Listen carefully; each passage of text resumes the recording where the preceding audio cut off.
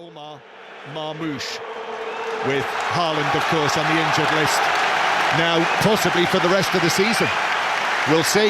We might not see De Bruyne and Haaland play together again for City. No, and that will be a shame. Well, that might be one of the things for us to watch today.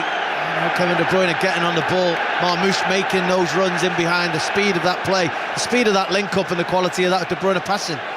So that's Leon Osman, just to my left here, just to the right of the director's box at Old Trafford. Leon, over 350 Premier League appearances, England international, and it is Manchester United, having kicked the match off, who are in possession inside their own half.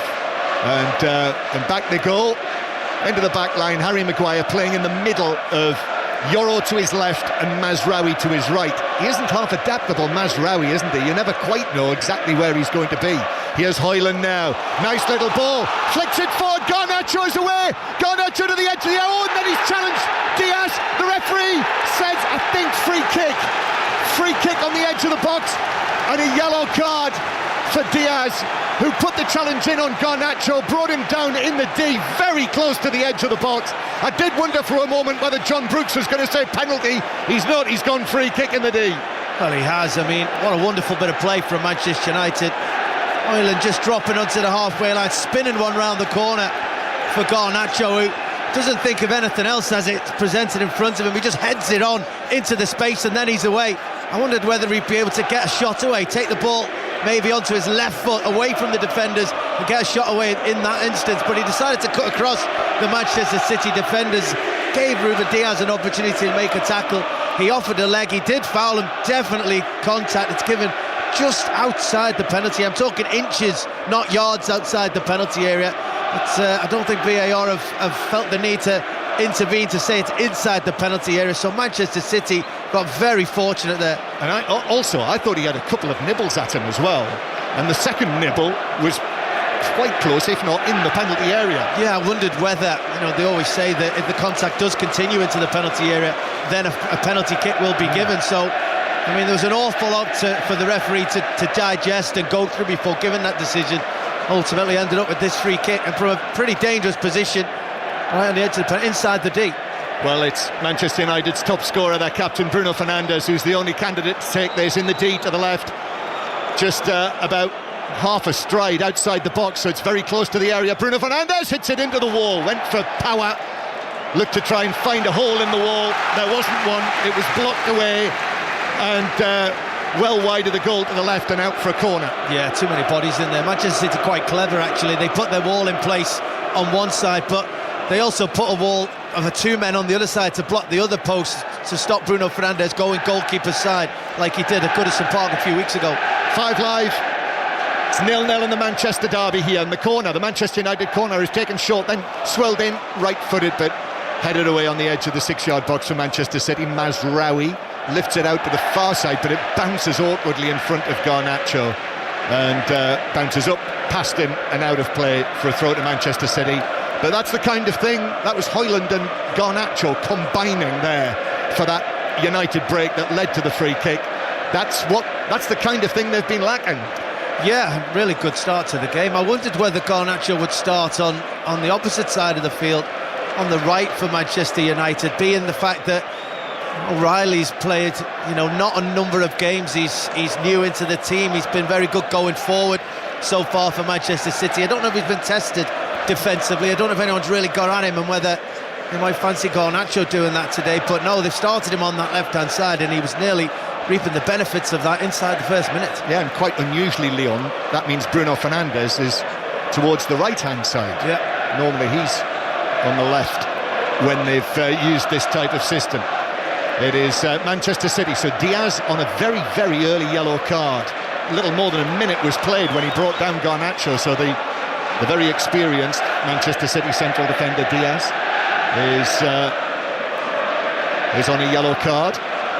BBC World Service listeners join us from all around the planet here on 5 Live from the BBC. If you're on the move as well, you can listen via BBC Sounds, or indeed, of course, on your digital radio. It's already been a very eventful afternoon. Liverpool losing in one of our earlier commentaries. We've brought you commentaries on all of the Premier League matches so far today, and they will also be reflecting in Scotland on Celtic's defeat to St Johnstone, bottom beating top in the early kick-off there.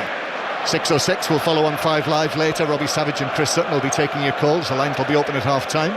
But as Manchester City attack towards the Stretford end, O'Reilly, the tall O'Reilly, playing at left back in the current time for Pep Guardiola, who's standing very casually dressed, all in dark colours, black, grey, sort of cargo trousers, I think I would call those, and white-soled, almost baseball trainers, aren't they, that he's wearing at the moment, but with the big sort of white toe caps, just striding around there. It's a very summery scene inside Old Trafford, and it's 0-0. Yeah, they look like a pair of old-school Converse. There are other brands out there, John, but that's what they look like. Excellent knowledge. Throw in for Manchester United. Back to Yoro, long and right-footed from him. Diaz is underneath that to volley it back into the Manchester United half. Then that is headed forward for United by Ugarte. City fire it forward again towards Marmoush. That was a lovely touch from Marmoush back to De Bruyne. A couple of touches from him. Then he rolls it to his left to the very tall O'Reilly. I wouldn't be surprised if he's grown during the course of the season, O'Reilly. I thought you were going to say in the course of the first 6 minutes. Well, that could have happened. Bernardo Silva up to the far side. O'Reilly, who is 20 now, so he has probably finished growing, you would think, unless he's a freak of nature. Here he is, O'Reilly turning, and it bounced up. So against Dalot, he tries to find a way past. Dalot goes to ground. He says, I got the ball, but he also got O'Reilly, and from that great height he came crashing down, and it's a free kick to City. Yeah, no question. That was a free kick. Great strength from O'Reilly and belief in himself, because Dalot tried to get really tight on that, just inside that Manchester United half. He couldn't really lose the ball there. O'Reilly had the belief in himself to hold off the United defender, turn with the ball, and rightly won that free kick. Manchester United 0, Manchester City 0. And it is Manchester City who hit a long pass over the top, but that will bounce all the way through to Onana, who has it under control. In the 2:30 kick-off in Scotland, by the way, it finished Hearts 0, Dundee United 1. That was the final score at Tynecastle, so 1-0 in both matches in the Premiership. I have to confess to a wardrobe error already, Leon. I should have taken my coat off. I'm too warm now. Yeah, I'll have to take it off at half-time. It's not like you, John. Yeah. So I will rectify that at the break. I can't do it before then, because in this tight commentary position it'd be like watching Harry Houdini get out of a straitjacket. Here's Diaz, right-footed, long and forward. Marmoush through the middle, but Mazraoui's able just to take it down and move away from him and then play it forward. There's a heavy touch there.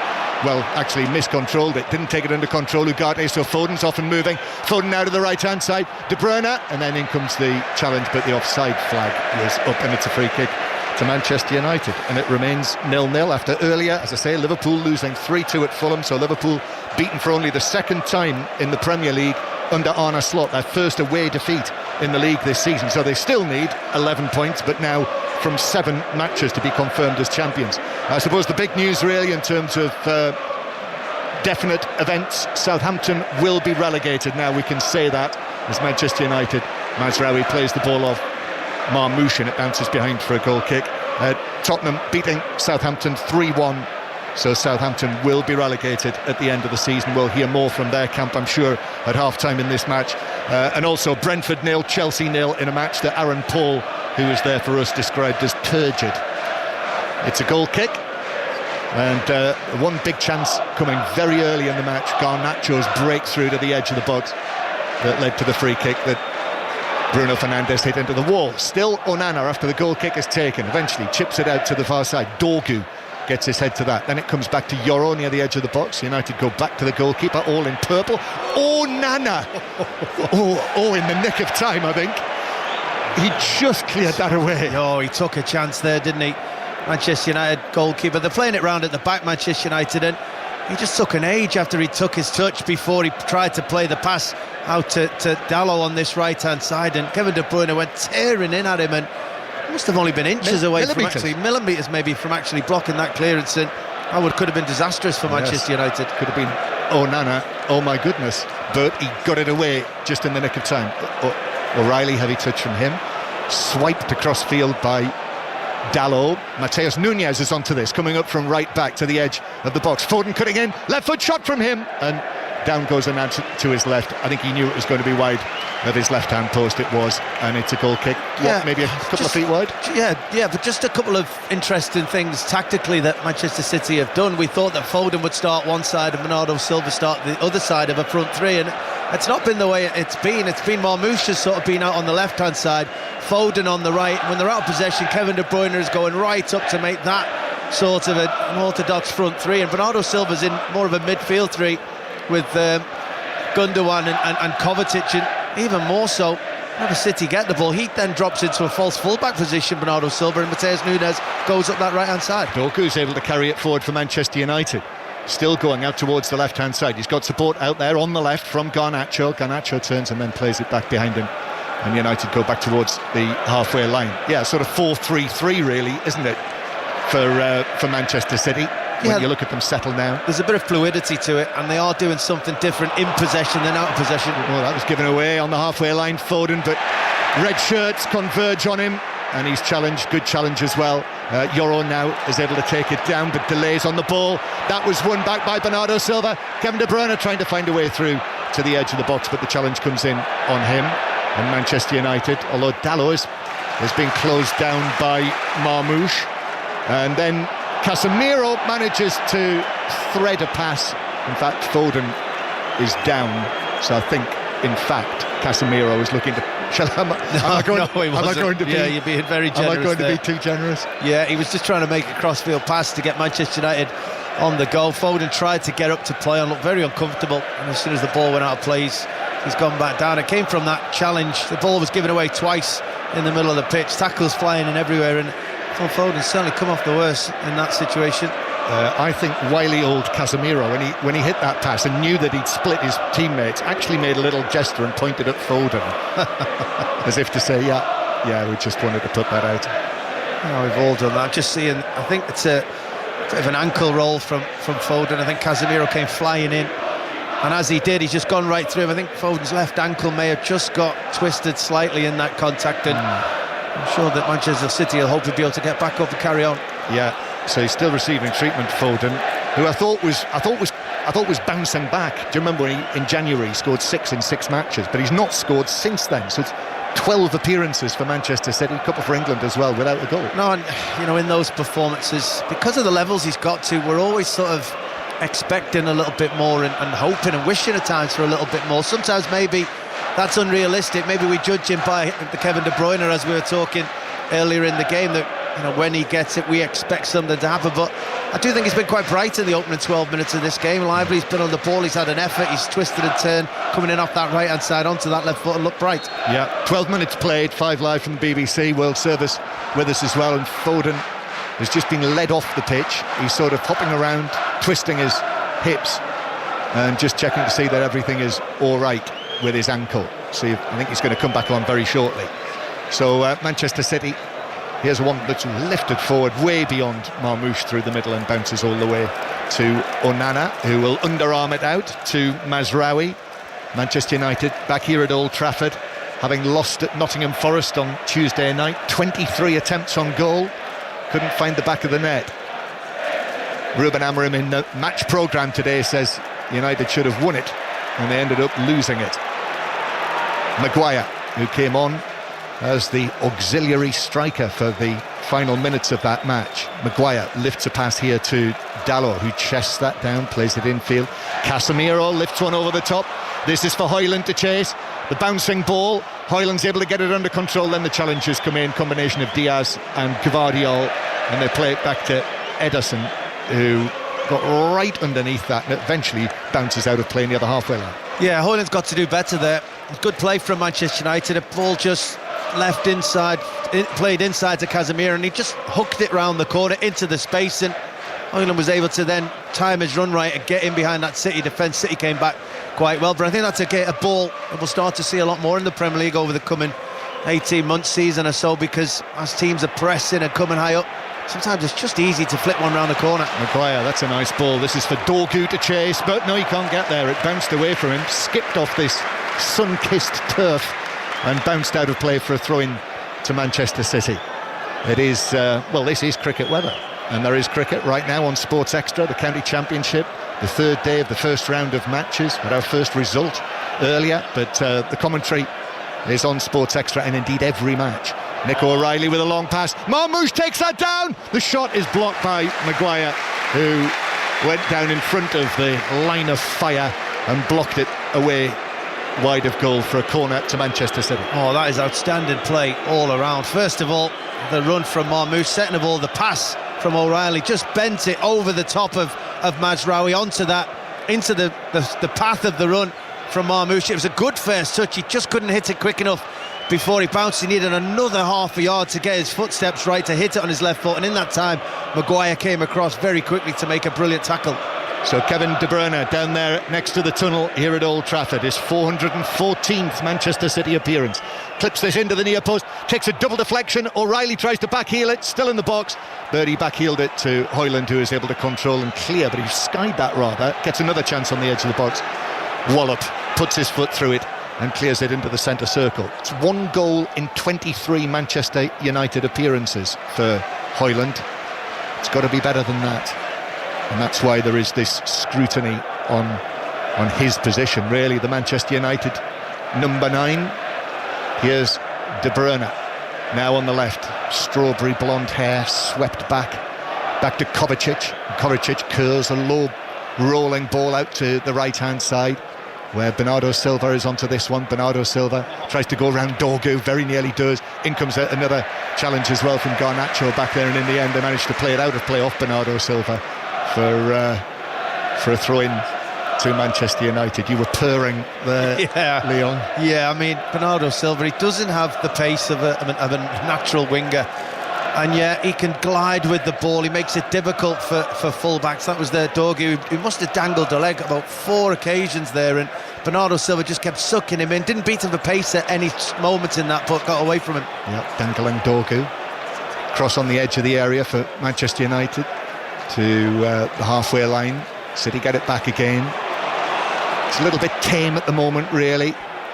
The Manchester United, Manchester City matches of times past, you know, there have been so many of them, and very often in recent years Manchester City have been so dominant, but Manchester United winning, if you remember, winning it late at the Etihad in December, when Amad Diallo scored the dramatic winner after Bruno Fernandes scored from the penalty spot when Manchester City were 1-0 up. Here's Bernardo Silva outside the box, little ball in, turn from De Bruyne, left foot shot, but it's straight at Onana, who's able to fall forward and onto it, and it is Manchester United 0, Manchester City 0. Let's get another update on that delayed Champions Cup Rugby Union match, which is being monitored by Adam Whitty. Toulouse have scored to take a 17-15 lead at the start of the second half against Sale. Francois Cross shugging off 3 men to dive over from the back of a driving maul. Ramos's conversion sees them lead for the first time since the 5th minute over a resolute Sale. Toulouse 17, Sale 15, 47 minutes gone.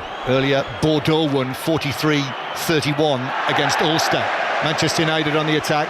Dorgu, actually it deflects off him as the challenge comes in from Mateus Nunes.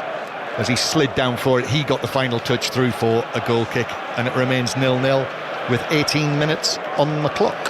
Yeah, you're right, barring that first bit of play from Manchester United, it's been difficult going in an offensive way for both teams. I think we'll just watch this attack.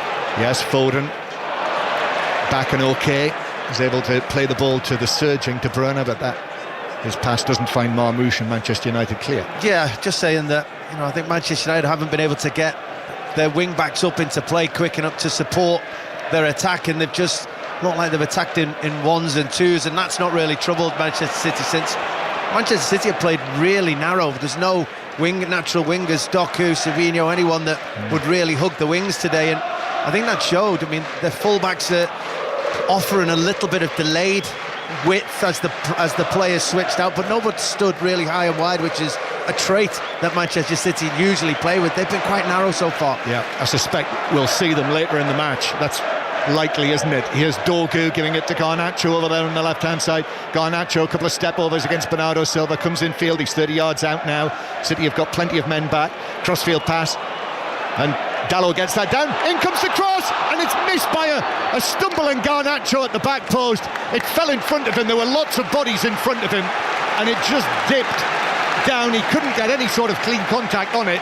Sort of hit him more than anything else, and City cleared. Got to score. First time Manchester United have got both wing-backs into that Manchester City penalty area, and it's Dalot on the right-hand side that gets in behind O'Reilly, and once he puts that ball into the penalty area, you're looking, do Manchester United have enough in there? Of course they do. They've actually got Fernandes, they've got, I think it's Ugarte and Højlund as well, to be honest. And as that ball comes to Garnacho, I think he just takes his eyes off it. I think he thought somebody was going to get a touch, and by the time it fell his way, he just reacted to it. That should have been a simple tap-in with the right foot from probably 6 yards out inside the goal frame that should have put United ahead. Yeah, Garnacho, 1 goal in 26 for Manchester United for him. Long pass forward from Dalot, Højlund on the chase, but it bounces through to goalkeeper Ederson, who's able to claim it in front of his face. Garnacho, who, remember, scored in the FA Cup final against Manchester City last season when Kobbie Mainoo eventually scored the clinching goal, or Manchester United's second goal at least. Mainoo not involved yet. I wonder if he might be involved on Thursday in France. Five Live will be going to France and Lyon with Manchester United. You'll hear that on Thursday night. So European commentaries Tuesday, Wednesday, Thursday. Five Live, the place to hear them. Arsenal, Real Madrid on Tuesday. Ian Dennis and Matthew Upson for that. Paul Robinson's coming to Paris with me for the match on Wednesday, and then all of the British clubs still standing covered on Thursday night. But Lyon, Manchester United is the commentary. So as has been said to me a couple of times today, this Manchester derby, not even the most important match Manchester United have this week. Here's Kovacic. Now little ball infield from Gundogan to the edge of the area. Back it comes to Kovacic, and then Ruben Diaz curls a pass out to Bernardo Silva out there on the right-hand side. Matheus Nunes. City now currently camped in the Manchester United half, which is almost completely in shadow now, the shadow of the Stretford end. Yoro steps forward, does well, wins it back, and the tall Frenchman's able to take it to the halfway line. I thought he was caught late there by Kovacic, but I think it was behind referee Brooks's back, and he hasn't got eyes in the back of his head, so he didn't see it. Now De Bruyne. De Bruyne's ball through for Foden in the area, but Maguire opens his legs and is able to get there first to clear it out of play with his left foot for a throw. Yeah, very nearly from Manchester City. I think as soon as Kevin De Bruyne, I know we're talking about him, but when he's on the ball, people make runs and you feel he's brave enough to play the pass. I sometimes wonder about Manchester City. They are so good at keeping the ball that sometimes you need somebody to say, I know we've kept it, but now we're going to thread a pass in. He's the main person that doesn't seem to worry about giving the ball away. He'll try something.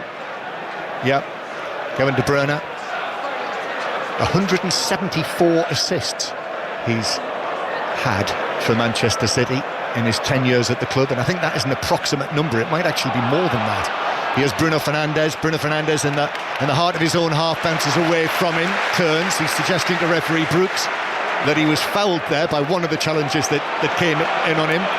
In the old-fashioned style, referee Brooks probably says, I'll do the refereeing. Here now, Bruno Fernandes to Garnacho, who's popped up on the right. Garnacho angles it back. Dorgu with a chance. Oh, terrible touch. Terrible touch from Dorgu. He knocked it 4 or 5 yards away from himself, and Manchester City were able to clear. That was really good play from Manchester United. From back to front, they went into the areas through spaces that Manchester City weren't playing in, trying to hurt City in those full-back areas. They get Garnacho away, and once he pulls it back, once he got in behind, I wondered if he was going to flash it across or pull it back. He put it into an area where the space was. He didn't really pick out anyone in particular, and Dorgu was the first to react, and as he gets to it, it would be on his right foot under a little bit of pressure from Bernardo Silva, and he couldn't really hit it first time with the pressure. He had to take a touch, and off balance, stretching on his weaker right foot, couldn't quite bring that in. But another big opportunity there to make something for Manchester United. Yep, certainly a chance as Kovacic threads a ball through to Matheus Nunes, and then Dalot slides in got the Mazraoui slid in, got the ball, and then Casemiro is nudged over by Kovacic, and that's a free kick to Manchester United in their own right back position. He had to get that right, that challenge on Mateus Nunes, but he did. Yeah, good play actually in that position. I think Casemiro using all his experience actually there to win that free kick. And Manchester City, I would say for the previous 10 minutes or so, it just started to get a bit of territorial advantage, playing, keeping possession in Manchester United's half, but I think that's when Manchester United have looked okay on the break. They've created the better opportunities to trouble the goalkeeper so far. It's 0-0, Manchester United 0, Manchester City 0. 5 Live from the BBC. We'll have more on the earlier results at half-time. Suspect we will be hearing from the Fulham camp, probably more from Liverpool. Indeed, we will hear from Marco Silva, and I would imagine we'll hear from Southampton as well. We're going to hear from Ange Postecoglou too at half-time. And Manchester United playing the ball out towards the right-hand side here, where Dallow's able to take it down and play it back to Mazraoui, right-footed ball downfield from him, but Gvardiol is able to get up, chest that down, give it to O'Reilly to his left, and City go back into their own half. Manchester City, who've got the FA Cup semi-final to look forward to, which we now know will be on the Sunday against Nottingham Forest. That could be a tight affair, couldn't it? I am thinking. Yeah, well, Nottingham Forest above Manchester City in the Premier League at the moment. 6 points, is it? 5 as if this was to remain a draw. Yep. Showing the quality season that Nottingham Forest have had. Even though they got beat to Villa yesterday, they caused them some big problems, and I'm sure they'll do the same to City in that game. Yeah, with this scoreline as it is, you're right, Leon. They'd be 5 points behind Nottingham Forest after this match, but there's a long way to go yet. Manchester City, having lost already 9 matches in the Premier League this season.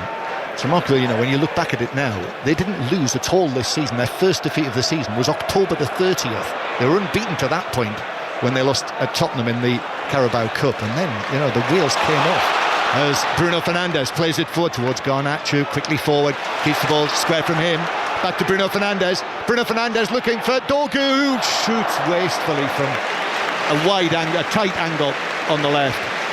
Højlund was in the middle but went for it and slashed it wider than the near post. Yeah, again, good play in the sense that they're getting through the lines of Manchester City. They're getting into dangerous positions. I think that, you know, the player you want to be on the ball in these moments is Bruno Fernandes, and Garnacho picks him out really well after the initial run.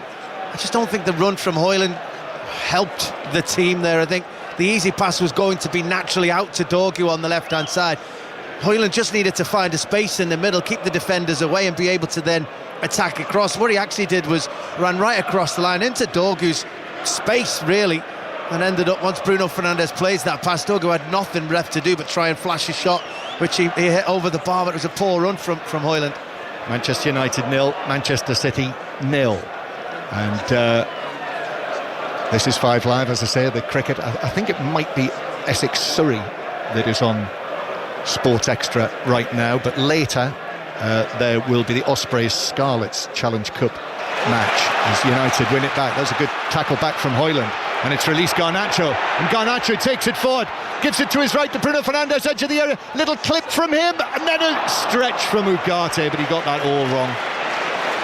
Really, it was unconvincing. He went for a high volley and slipped and just bumbled it wide. That was all he had, and United getting into some really good positions, and actually they'll be kicking themselves at the minute that they've not at least made Ederson make a proper save yet.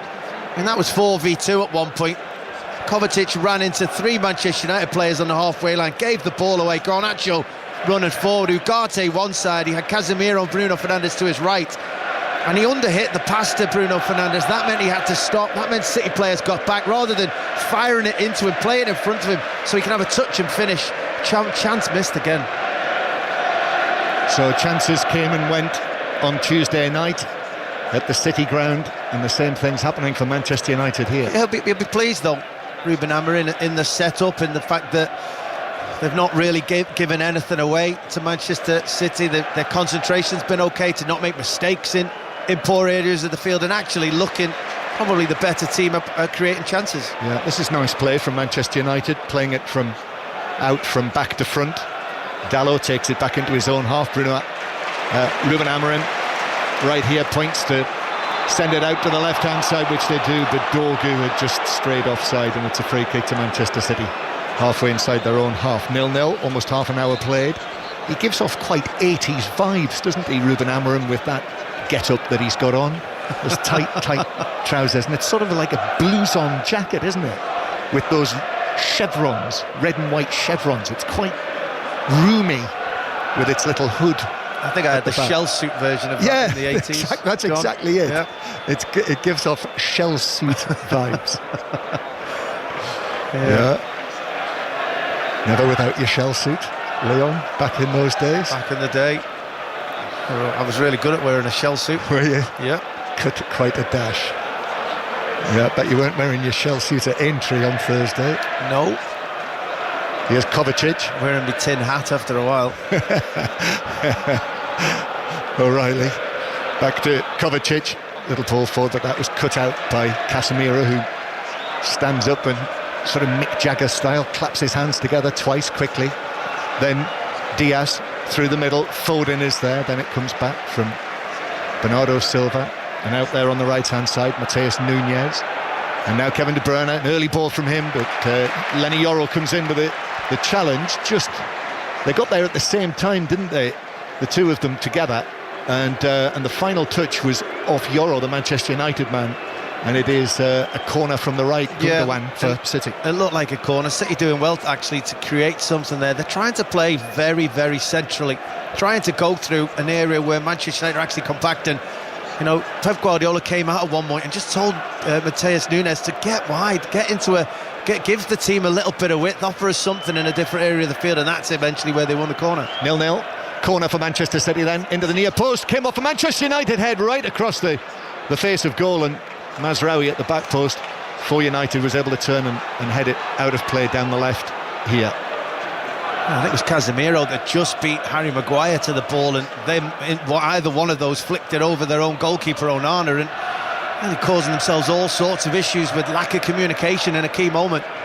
It is Essex-Surrey, by the way, that's on Sports Extra right now, but all of those matches you can navigate around the cricket pages of the BBC Sport website for the commentary. Just seeing it back, actually, Casemiro flicked it over Maguire, and it was actually going in, and if it didn't take the punch of Onana, who wasn't coming for the flick on, he was going to punch the initial ball, but Casemiro flicked it onto his punch, and Manchester United avoided conceding an own goal. Manchester City go all the way back to Ederson, and it remains 0-0. Let's get another update on Toulouse Sale from Adam Whitty. And Toulouse might have struck the killer blow in this last 16 tie. Julien Marchand, the France hooker, has barged over to the right of the post to give them a 24-15 lead. The defending champions have dominated the second half and might just have pulled clear. Toulouse 24, Sale 15, 60 minutes gone. Manchester United 0, Manchester City 0. Here at Old Trafford on this glorious afternoon, with Manchester City in possession inside the Manchester United half. Gundogan turns and plays the ball back into the centre circle. We thought Gundogan had gone for good, didn't we, on the subject of Kevin De Bruyne, but I don't expect that Kevin De Bruyne will be making a comeback, because he was at Barcelona last season, who were held last night. Barcelona, top of the league, could be a Barcelona-Real Madrid Champions League final yet this season, which would be certainly a spectacle in Munich, although Aston Villa and Arsenal will have a thing or two to say about that.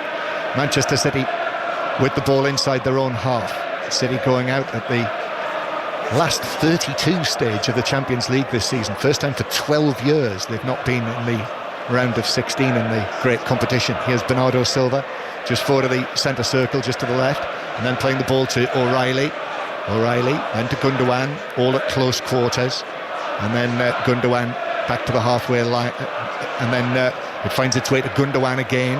Gundogan just looking for that pass, but he hits it over Marmoush by a distance and through to Onana. Yeah, I mean, that's Manchester City at the moment, keeping possession, being comfortable, being easy to defend against, and they're not really ready to play that ball first, or to play that ball in behind, unless it's Kevin De Bruyne. And Marmoush made 2.5 runs there to show that he was ready to go in behind for different players. By the time Gundogan actually realised that is the pass to play and moved it. Opportunity was gone. I just sometimes think City just need to play a percentage pass. Quite quiet, really. There's some noise coming out of the City section to our right. There is the possibility of this sit-down protest that has been planned. Again, objections with the ownership. So we'll see what happens there. And no doubt we'll have news of that during 6:06. Crossfield pass from Yoro, but straight at O'Reilly, and Manchester City have got it back inside the Manchester United half. And O'Reilly again on the halfway line. In towards Kovacic. Kovacic with a little shuffle forward from him. Then through the middle, a flick by Gundogan, aiming for De Bruyne, but Harry Maguire was right there with the Manchester City captain, and able to clear it away, and Manchester City go back to the halfway line. I was just trying to see if Jim Ratcliffe is in the director's box. I've not seen him yet with the naked eye. I've seen David Gill, Alex Ferguson is there. I can see David Moyes' tousled grey hair just about 15 yards to our left, your old manager. Yes, absolutely, but if you can't see them from up there, John, I've got no chance. No, well, there is that. Scott Parker's just down to our left as well. Might be in the Premier League next season, although that's got a few weeks to go as well, but they're in a good position. Here is Matheus Nunes near the centre circle. This is a high ball, and it's easy for Onana to catch with De Bruyne closest to. But that's a Manchester City ball. The problem is it's usually Kevin De Bruyne in that position, trying to play that pass over the top of opposition's defence for a Haaland, for somebody of that ilk coming in that position. That's where they really lack him. Ugarte does well sitting on the ground, and then a kick is missed by Matheus Nunes, and City had to just get that away. And then Kovacic does well against Bruno Fernandes, who apologises immediately for just catching him. City continue to play it back into the Manchester United half. We've got the pattern, haven't we? The familiar pattern of Manchester City in possession in the opposing team's half, but they lack a bit of punch. Yeah, and I don't know if Pep's seen something that is to hurt Manchester United when he's going forward. That's why he's not playing with wingers and he's playing to get bodies into a more central position. Or it's the opposite, and he's thinking, I fancy us to be able to create something with what I've got, but I don't want to open the field up. I don't want to be too narrow. I'm going to keep my fullbacks tight and narrow to make sure that Manchester United can't counter-attack on us. But either way, it's stifling the game at the moment. City aren't able to create anything through the centre of Manchester United. If you remember, it actually wasn't a very good game at the Etihad in December. Dramatic finish, but it wasn't a very good game. Guardiola put Manchester City ahead in the first half, and then, as I say, those late goals won it for Manchester United. Met in the Community Shield, remember, at the start of the season, which went to a penalty shootout after Bernardo Silva scored a late equaliser. It was won by Manchester City, and now the ball's out of play. In fact, it's given us a free kick over there on the far side, on the halfway line, and Manchester United take it short. Ugarte goes back to Harry Maguire. No De Ligt today. I'm not sure that's too serious, but we'll find out from Ruben Amorim, no doubt, later. As Ugarte overhits the ball over the top, and that bounces through, and there's frustration there from Dalot, who wanted the long pass to the right. Bruno Fernandes and Højlund in the middle, and Garnacho on the left, but it cleared them by a distance. Yeah, it should just be a diagonal pass, especially with someone, no disrespect, like Ugarte is on the ball. And you've got the three up front. There was Højlund, Garnacho, Bruno Fernandes. They're taking that Manchester City back four all the way back, and that's leaving Dalot with loads of space, and rightly as well on the opposite side, Dorgu with loads of space for that easy diagonal pass that can get Manchester United up the pitch. If it's Bruno Fernandes, you don't mind him trying to thread a pass to be the most creative, but otherwise they should just take what passes on. I see the television cameras have picked out Hugo Viana in the director's box, who is the incoming Manchester City director of football at the end of the season, when Pep Guardiola's great mate Chiki Begiristain moves on, as Manchester United clear it from their own defensive third. And truth be told, Leon, it's a little bit dull. Yeah, I mean, I think I actually came expecting to see opportunities. I thought maybe feisty. You know, Manchester City are going to keep the ball, but United are good if they're pressing and being on the counter-attack. But you're right, there's been a lot played in the middle of the pitch. Kovacic, then shot from Gundogan across the face of goal, and Manchester City have a goal. So I think probably it needs something like that, but Gundogan just not quite getting it right, shooting across goal from probably 25 yards given the angle. Onana diving down to his right, but it was a couple of feet wide. Yeah, I think the goalkeeper had it covered, but better from Manchester City, actually pulling Manchester United into the press on the halfway line by not looking like you're going to give the ball away, but just making a backward pass, offering the opportunity for the opposition to try and press. That can give you a bit of a gap. They did that, played around the corner, and suddenly had a 6v5 at the edge of United's penalty area, but didn't make the most of it. Manchester United coming forward. Garnacho wriggles away from Kovacic, middle of the Manchester City half. Dorgu, left-footed pass, right across the penalty area. Dalot takes it down. Then the shot from Casemiro from just inside the box, but lacked power really and direction. It was straight at Ederson, who had to make the save, but did so comfortably. Yeah, but again, there's wing-back to wing-back at Manchester United. It's a free pass at times. That City is so narrow. Dorgu just picked his head up. Who had it? There's Dalot in probably 15-20 yards inside the Manchester United penalty area on the angle. Play it to him, let's get him behind, make them turn, and actually ended up with a decent Casemiro effort that Ederson was very fortunate that it went right down his throat. 0-0 in the sunshine. It is one of the first sleepy Sunday afternoons of the year, isn't it, with these temperatures, and we've got a match to match it, as Bernardo Silva plays the ball out towards the right. So much of great sporting action we've had recently, and in the next few weeks as well as the Champions League, the Masters next weekend. We've got commentary every day, so our team are beginning to assemble there. You don't need me for that, John, by any chance? I think the decisions have already been made, Leon. We've got a preview tomorrow night from Augusta. Ian Carter will be there, and that's after the Monday Night Club, which tomorrow night features Duncan Ferguson. As Manchester City win the ball back. Gundogan now tries a direct run, but runs into trouble, and it's Harry Maguire who comes out with the ball and passes it forward to Garnacho just inside the City half. We've got a long way to go, and in fact the sky blue shirts come back in numbers, and Manchester United have got possession but are going nowhere, and it's played back into the near the centre circle. When I saw that written down, Leon, that Duncan Ferguson was on the Monday Night Club tomorrow night, I thought, is that real? Is that actually going to happen? He's done an awful lot of press. Well, he has, yeah, he has now done Duncan. Media. As Bruno Fernandes is felled in the centre circle, could find that he's got a new string to his bow, couldn't he? He certainly could, yeah. He's got a lot to say. Never often said it during his playing career. Yeah, not to use inside the dressing room. He did. Let me assure you.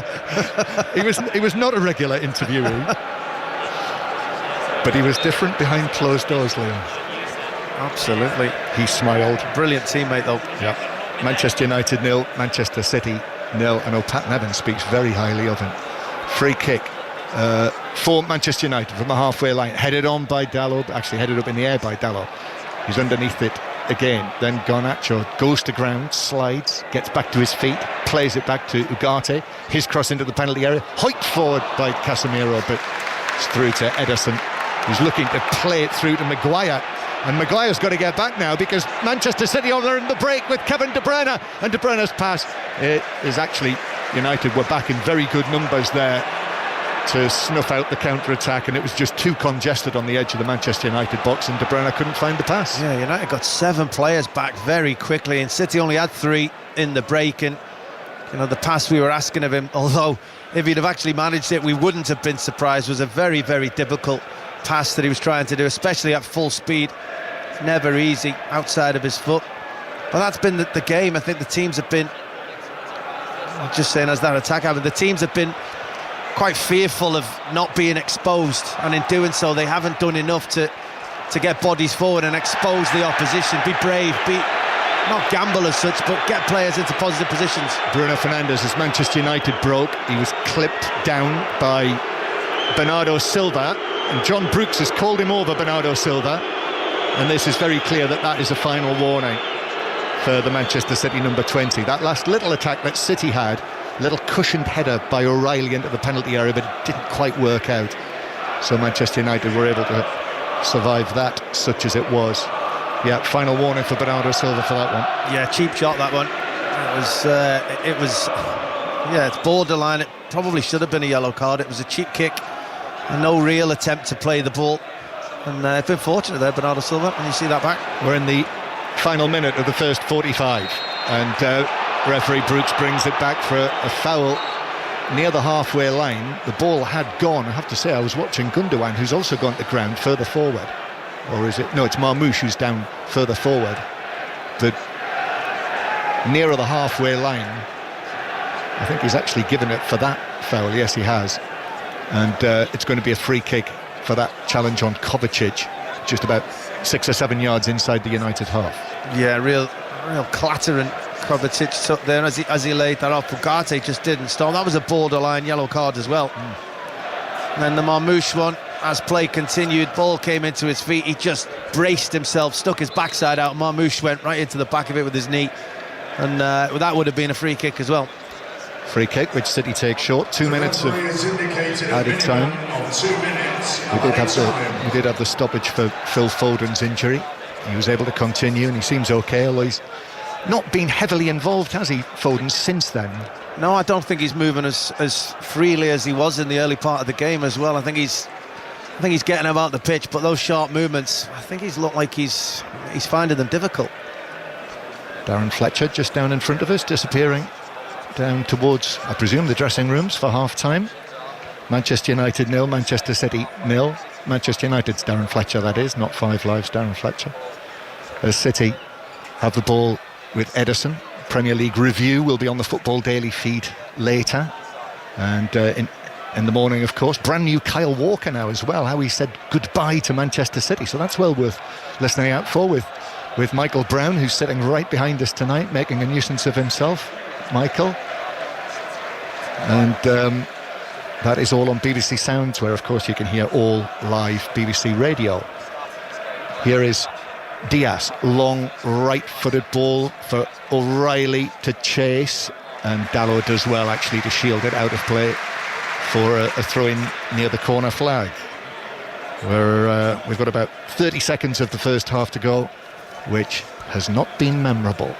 Some great memories, we've been talking about them over the course of the today and the weekend, of Manchester derbies of the past, whether it's Rooney's goal, well, Michael Owen's dramatic winner, that incredible 6-2 here, which I'll never forget, and then the 6-3 a couple of years ago as well, when Haaland and Foden scored the hat-tricks.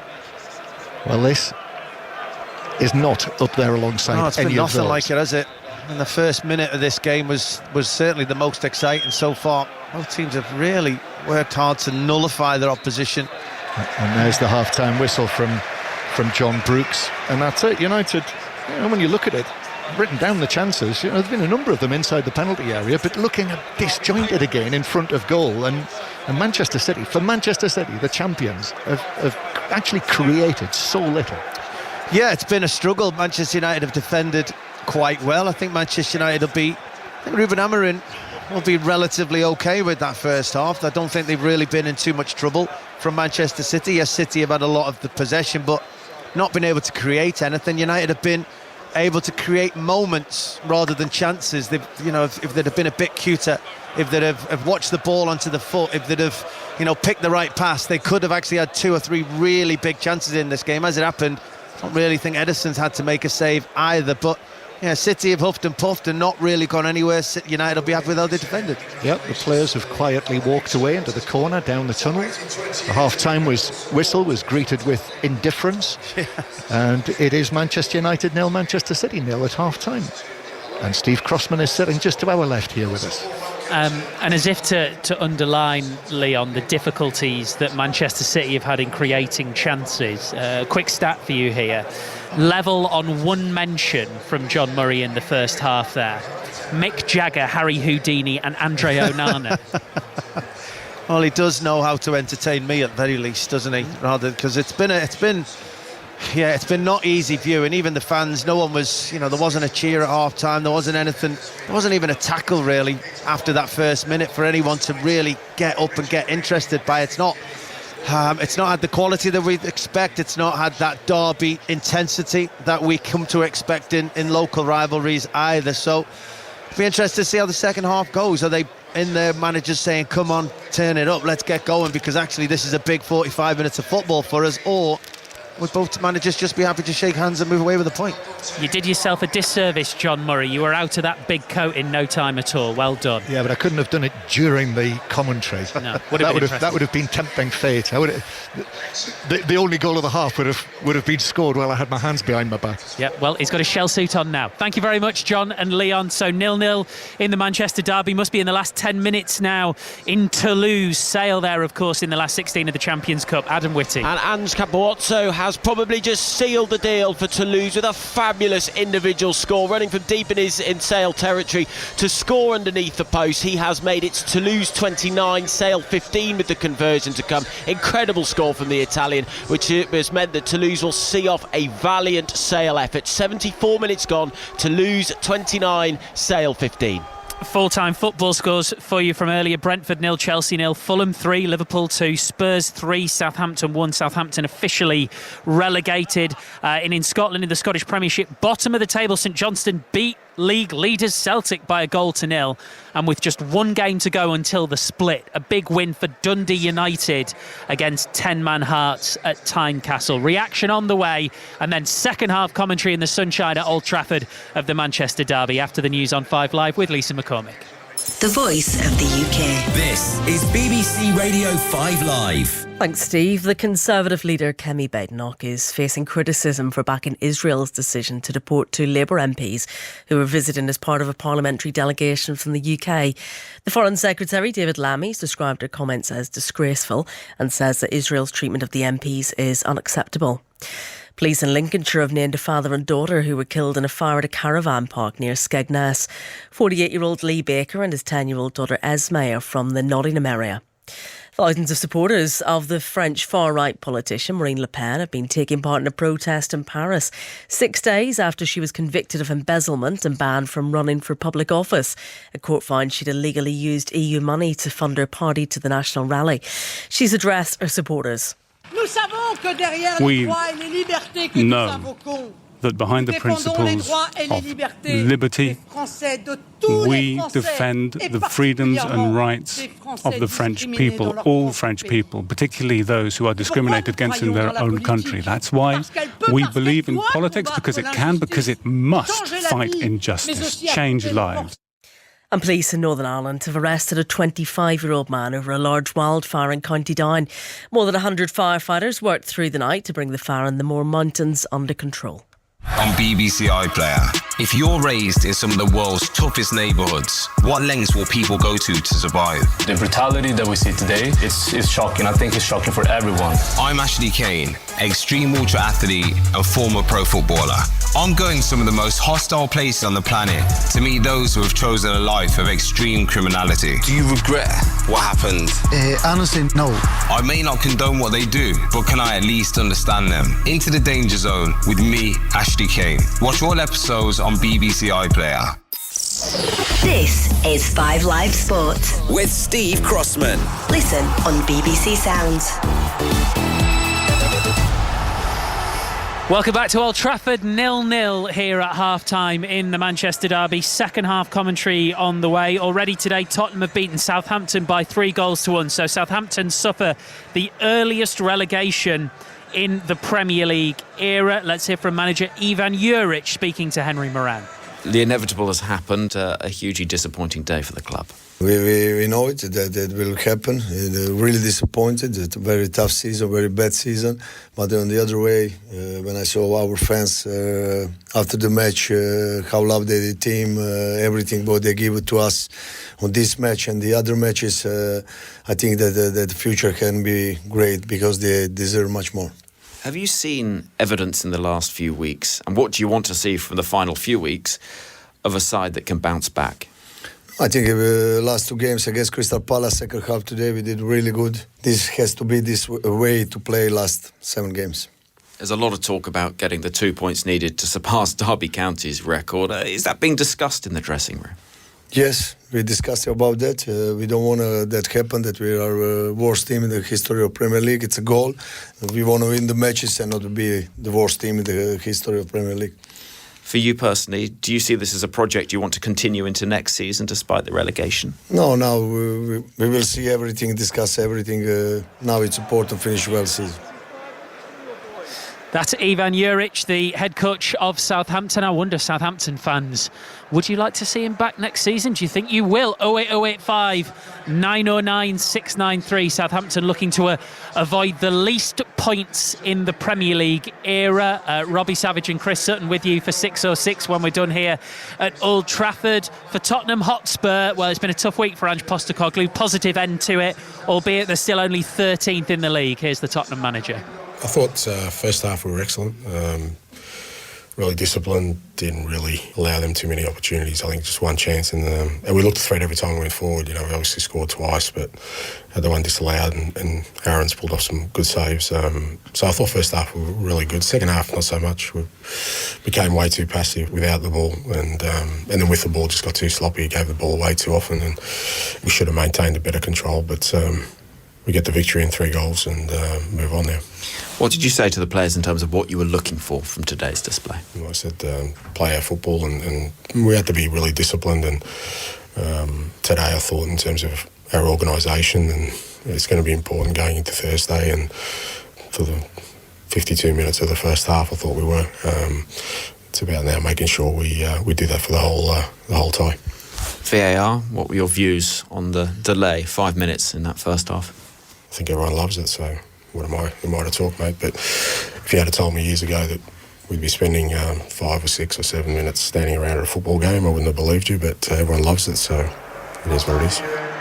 I'm going to put that down as sarcasm from the Tottenham manager Ange Postecoglou there, speaking to Henry Moran. No doubt about the performance of the day so far. Fulham beat the Premier League leaders Liverpool by 3-2. Great game at Craven Cottage. It means that Fulham are up to 8th in the Premier League. That would mean you would think European football come the end of the season, which I imagine is what they're going for. Here's their manager Marco Silva with George Cummins. You beat Liverpool here, who are going to go on and be Premier League champions. Everyone says they've been the best team this season. You've drawn with Arsenal here. I mean, you're up to 8th, and it must show on your day you can mix it with anyone. That must give you so much confidence, because European places are up for grabs. No, when you are, and the players, they know it, I told them again, when you are in our or close our best level, you are really difficult to play against. We have our qualities, we have our strengths. We are humble enough to understand some of our weaknesses as well, but we are here really to enjoy and to take the task and to embrace it, no problems for us.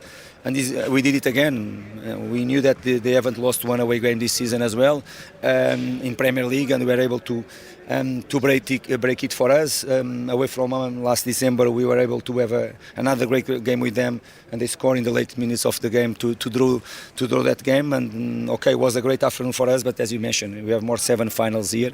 They were big 3 points, but just 3 points really. You need to be probably even better the next game against Bournemouth. Fulham manager Marco Silva there. So Liverpool still 11 points clear, 7 games remaining, a maximum of 11 more needed to win the title. Other game finished goalless between Brentford and Chelsea. So Chelsea in 4th as it stands, and Brentford 12th. Lines open for 606 08085 909 693. Chris Sutton and Robbie Savage. Afternoon, Rob. Afternoon, Steve. How are you? Really good, thank you. That was a heck of a performance from Fulham, wasn't it? Brilliant. What a game coming from behind as well. 3-2, as you say, the European place is up for grabs, up to 8th. Fulham fans, can you get European football? Chelsea, are they going to get Champions League football? Listen, it's a point away from home, but Chelsea didn't play well. Can they get in that top 5? Spurs bouncing back. Chris Sutton, his Tottenham side, never mind Forest, his Tottenham side bouncing back to win 3-1. A good response from his Ange's side. And watching this game as well, it's been a poor first half, hasn't it? It's just very, very flat. Manchester United and Spurs, 2 huge games in midweek in the Europa League. Listen, I think one of those teams has to win the competition for it to be a successful season. European football at stake for both.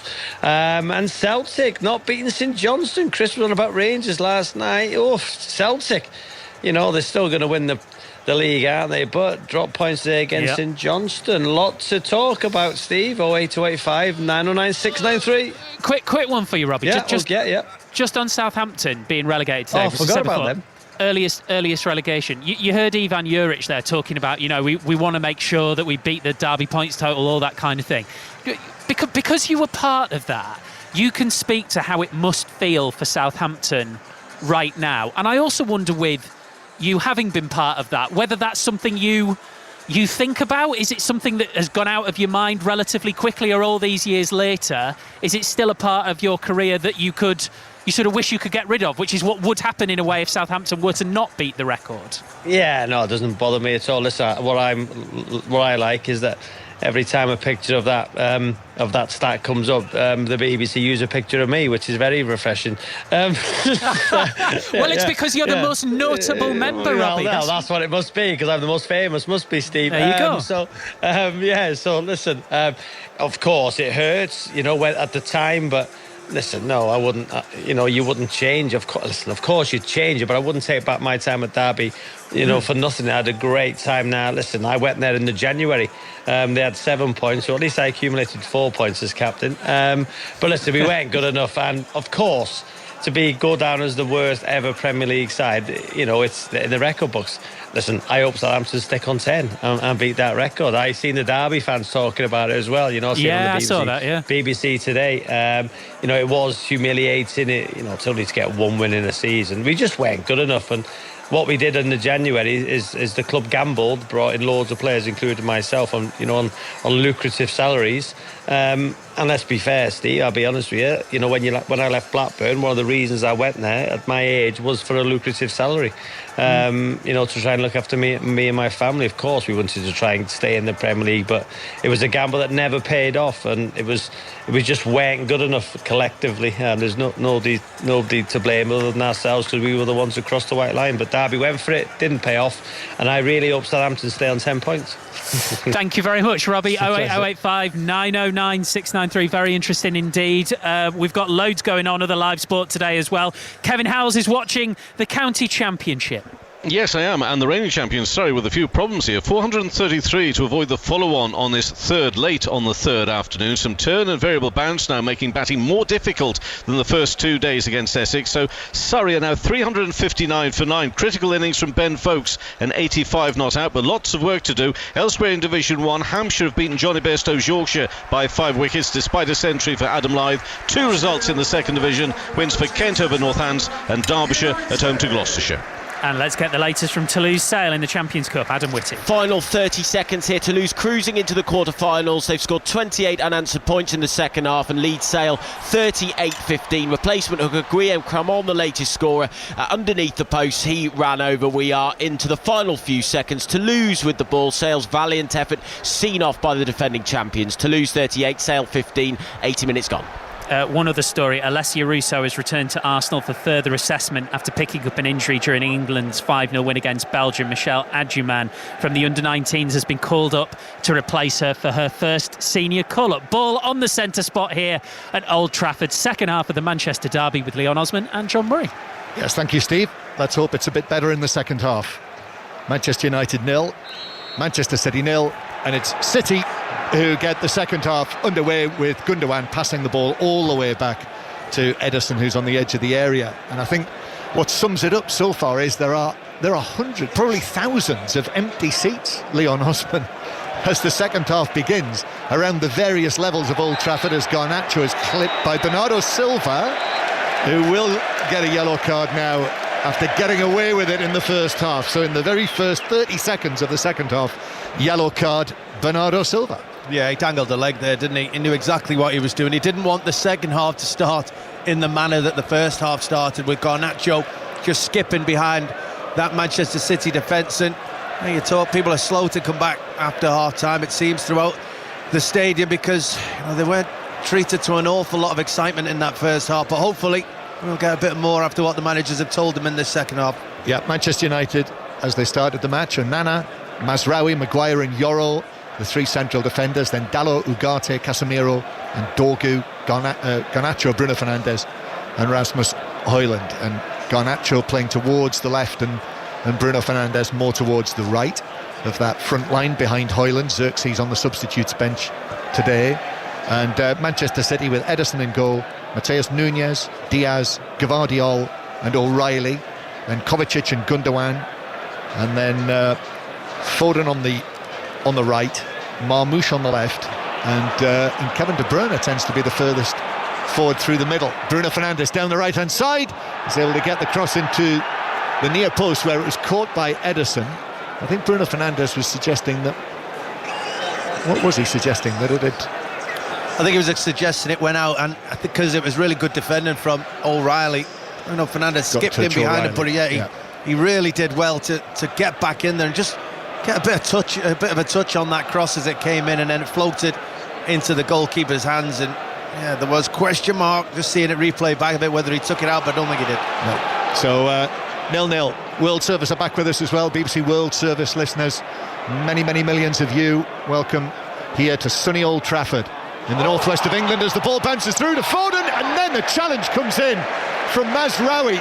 Foden, it looked as though he was clear through there with a one-on-one chance. Foden is saying that the challenge took the ball behind away from him, but clearest chance so far for Manchester City, not taken by Foden.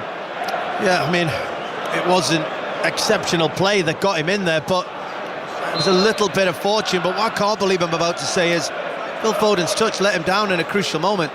It should have just been touch and hit. He could have hit it first time as it rolled through. I think Casemiro tackled Marmoush on the edge of the penalty area.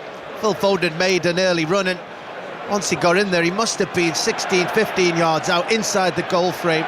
He took a touch, it was just a bit too heavy, and it allowed Mazraoui to get back in and make some sort of challenge. And I can't believe we're not saying City are ahead. But we're not, and it's still 0-0. And there's a little stoppage here because Højlund has just taken a bang on the head. So the referee just stopped play, but I think play will resume. In fact, he's just gone across there. He was being manhandled by Ruben Diaz, and he's stopped playing. It's actually started with a drop ball. Yeah, I mean, he's asking for a foul now. Højlund, he says there was contact. Højlund was looking at, was it Diaz? He was looking at the player, didn't even go in for the header, and Diaz, in protecting himself, just had his arms about one of those arms, just touched him in the head. It wasn't swung, it wasn't intentional. He went to ground quite early. Mateus Nunes with the pass forward. Kevin De Bruyne sweeps it across goal, but Marmoush wasn't getting there, and it went all the way through the 6-yard box and beyond and behind for a goal kick. Yeah, really good run from Kevin De Bruyne inside that space where is it Dorgu's position to mark? Is it Yoro's position to get in behind? He just ran into that area in between them both. Wonderfully weighted pass in there. Actually, once he took his touch, I'm a bit disappointed he didn't flash that along the 6-yard box. He just let it drift off his foot and didn't give any of his teammates a chance to get on the end of it. 0-0. Early stages of the second half. Turn on the halfway line by Gundogan. He's able to find De Bruyne, but De Bruyne is stopped in his progress by Ugarte, so has to turn and give it back towards the halfway line. Defence is very much on top. There's Kovacic through to Gundogan, who turns and finds a pass to O'Reilly, whose cross into the area is headed away by Mazraoui. Just to confirm, the final score in the Champions Cup was Toulouse 38, Sale 15, after Sale had a good lead early on, but Toulouse coming through to win it. And the 5:30 kickoffs in the Challenge Cup are underway. Lyon 0, Durban 0, and Ospreys 7, Scarlets 0. And that match, Ospreys Scarlets, is the choice of listening right now on Sports Extra. So you can follow that on your digital radio or via BBC Sounds, where of course you can pause, rewind and listen again to all BBC radio, including 5 Live and the World Service. Gvardiol with the ball halfway inside his own half. Sorry to say that it looks very much as though the same pattern of the first half has resumed in the second. At the moment, even on a day like today, this promises to be last on Match of the Day, although I think Brentford-Chelsea might be running it close. Here's Gvardiol. City actually going backwards. At least the Manchester City supporters are making some noise to our right. Manchester City, they've got the FA Cup semi-finals to look forward to. Manchester United might have a European final, although they're a little way off that just yet. Quarter-final against Lyon on Thursday. Here's Dalot now as Manchester United win it back, but he runs into Kovacic, and Manchester City through O'Reilly are able to put it out for In fact, it's kept in on the far side as Manchester United attack towards the Stretford end. Angle back to Casemiro. Littleton from him back to Ugarte. Then all the way across to Dorgu. Dorgu's left-footed ball right across the penalty area. A stretch. Højlund couldn't get there. Diaz got there with his header, but was fouled. Diaz as he challenged by Højlund, and it's a free kick to Manchester City. Yeah, that's maybe how we're going to get the first goal in this game. A mistake, someone just taking a touch or trying to play a pass in a poor area, and it was Gundogan did the hard work, give the ball away, sloppy area there. Manchester United just trying to create something, trying to find a moment to get a shot away. Ended up with a cross that Casemiro couldn't quite get on target, fouled by Højlund, and that was a little bit more exciting, John, but certainly still no effort on goal. No, 0-0. Here is Foden, who had that chance early in the second half, driving forward, chest puffed out, gives it to De Bruyne, cuts in field, left foot shot, but all on the ground to Onana, who can just go down to his left. But counts as another attempt on goal, I suppose, for City, but just not clicking. You know, I can imagine, can't you, Kevin De Bruyne today, after the announcement on Friday, if there's one thing you would love to have done, would be to, you would think, play a starring role here today in his last Manchester derby. But for him, like the rest of the match, as I say, not clicking, and Højlund now is fouled in the centre circle. Free kick, Manchester United. Yeah, just like with everything, you know, just not connecting properly with the ball. A scuff shot, a poor touch, a miscommunication between a teammate, and you know, it's made it so we've not seen many good efforts at goal, John. That's for sure. No, should tell the listeners that Leon Osman disappeared downstairs at half-time, and just before the resumption appeared coming up the steps with a plate absolutely laden with food as Bruno Fernandes sends a long pass forward to the right-hand side, comes back, Ugarte with a shot but mishits it, blocked away by City inside the box. Bruno Fernandes though is onto the ball, middle of the half, gives it to Dalot across, Ederson comes and gets a punch with one of those luminous yellow gloves out of the box. Dorgu collects it for Manchester United. Garnacho now on the left. Garnacho's ball across, took a deflection. Ederson comes, makes a good catch actually. Ederson under pressure, edge of his 6-yard box, underarms it out. Here is the free-flowing Kevin De Bruyne over the halfway line at Old Trafford. He passes the ball forward to Marmoush, and the Egyptian now onto his right foot, still outside the box. Again, Manchester United excellently back in numbers there. City counter-attack, but United, you know, Ruben Amorim, he's had his struggles, hasn't he? But they look very well drilled by him now in that regard. Oh, they got 10 players back so quickly then. City still only had 3 in the attack, just like in the first half. And it's the way modern day football is. If you don't take advantage of that initial counter-attack, if you don't get in behind with that burst, opposition teams are so physically strong, they'll get players back so quickly, and then you've got to break them down again. And that's been the City season, really. Just a stoppage in play here. The referee's going to call across Bruno Fernandes, and he also wants a word with Ruben Diaz and Ugarte now. So he's spoken to the Manchester United captain, and Ugarte and Diaz, something's gone off, not entirely sure what. In fact, the whistle had gone, and the two of them sort of came together, and there was a little body bump.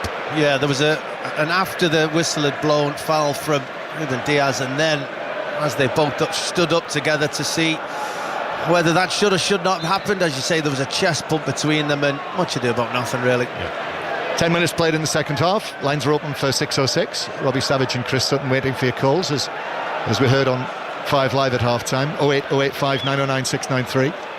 Kevin De Bruyne takes the free kick in, headed across by O'Reilly, headed away by Manchester United, back to Marmoush. Might have struck his arm as it bounced up. Marmoush goes for goal from the angle, but yet another miss-hit shot.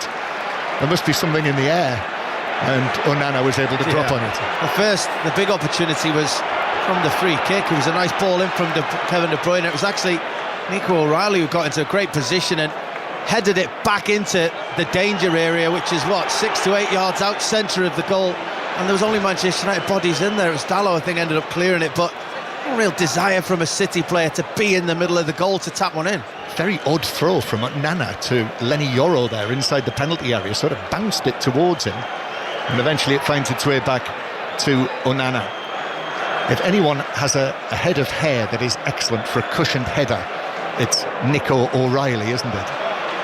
And here is now Gvardiol square, 25 yards out to De Bruyne, but the touch was heavy, and then Dorgu was fouled as it ran away from a very frustrated looking Kevin De Bruyne, arms in the air looking to the referee, and we're going to see a couple of changes now, and I think it needs something, doesn't it, Leon? Doku coming on for Manchester City, and Lindelof for Manchester United, and that's Foden coming off, Leon, which I guess is a legacy probably of the knock that he took early in the match, maybe.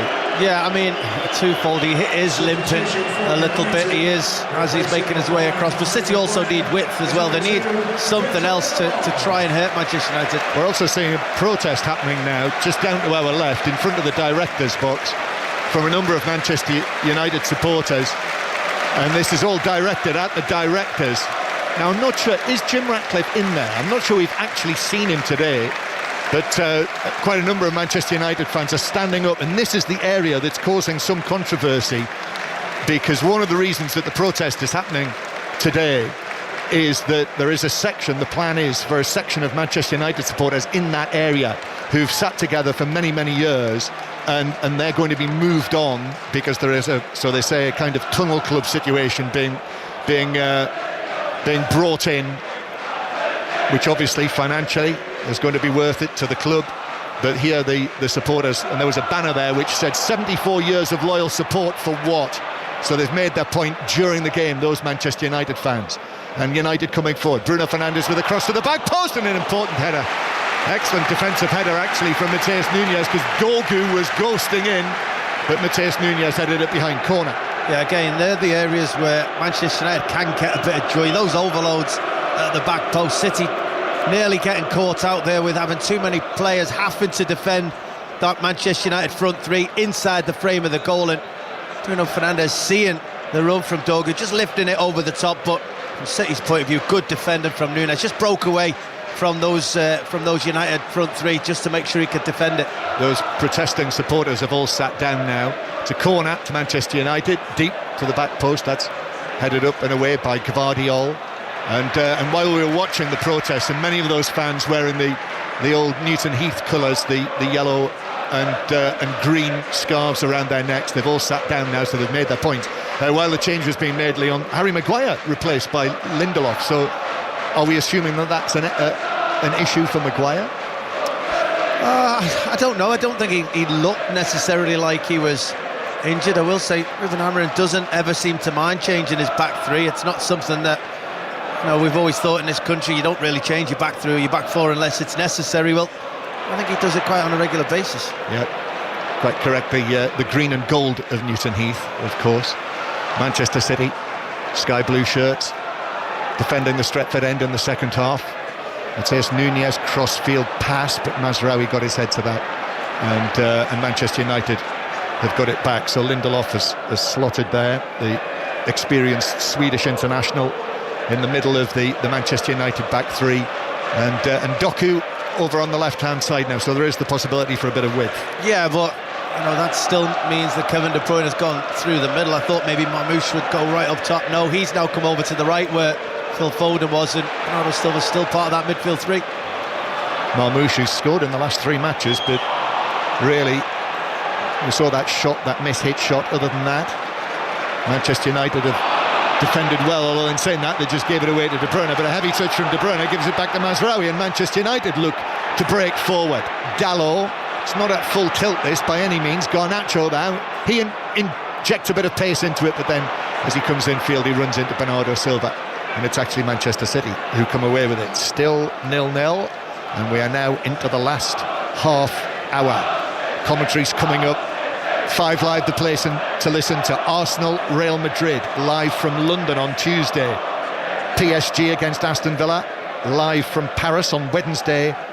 And Lyon, Manchester United, live from southern France on Thursday night. But we'll have all of the matches covered. And as I say, Duncan Ferguson, a guest with Mark Chapman and co on the Monday Night Club on 5 Live tomorrow evening. O'Reilly is dispossessed. Garnacho takes it away for Manchester United, plays it infield. Bruno Fernandes has a look over his shoulder. He's got some space. He gives it to Dorgu. Dorgu's low ball across, blocked by a diving defender. They're suggesting that Diaz, when he fell on it, caught it with his arm, but referee Brooks not interested. Well, indeed, I think he did catch it with his arm, but he slipped over his own feet really inside the penalty area, going for it. Good play from United. They keep getting into some nice positions really without creating anything, without getting that final effort on goal, but certainly a question, but I don't think you'll see a penalty for that. Manchester United 0, Manchester City 0, and Doku is fouled as he looked to break away at 15 yards inside his own half, and it's a free kick to Manchester City.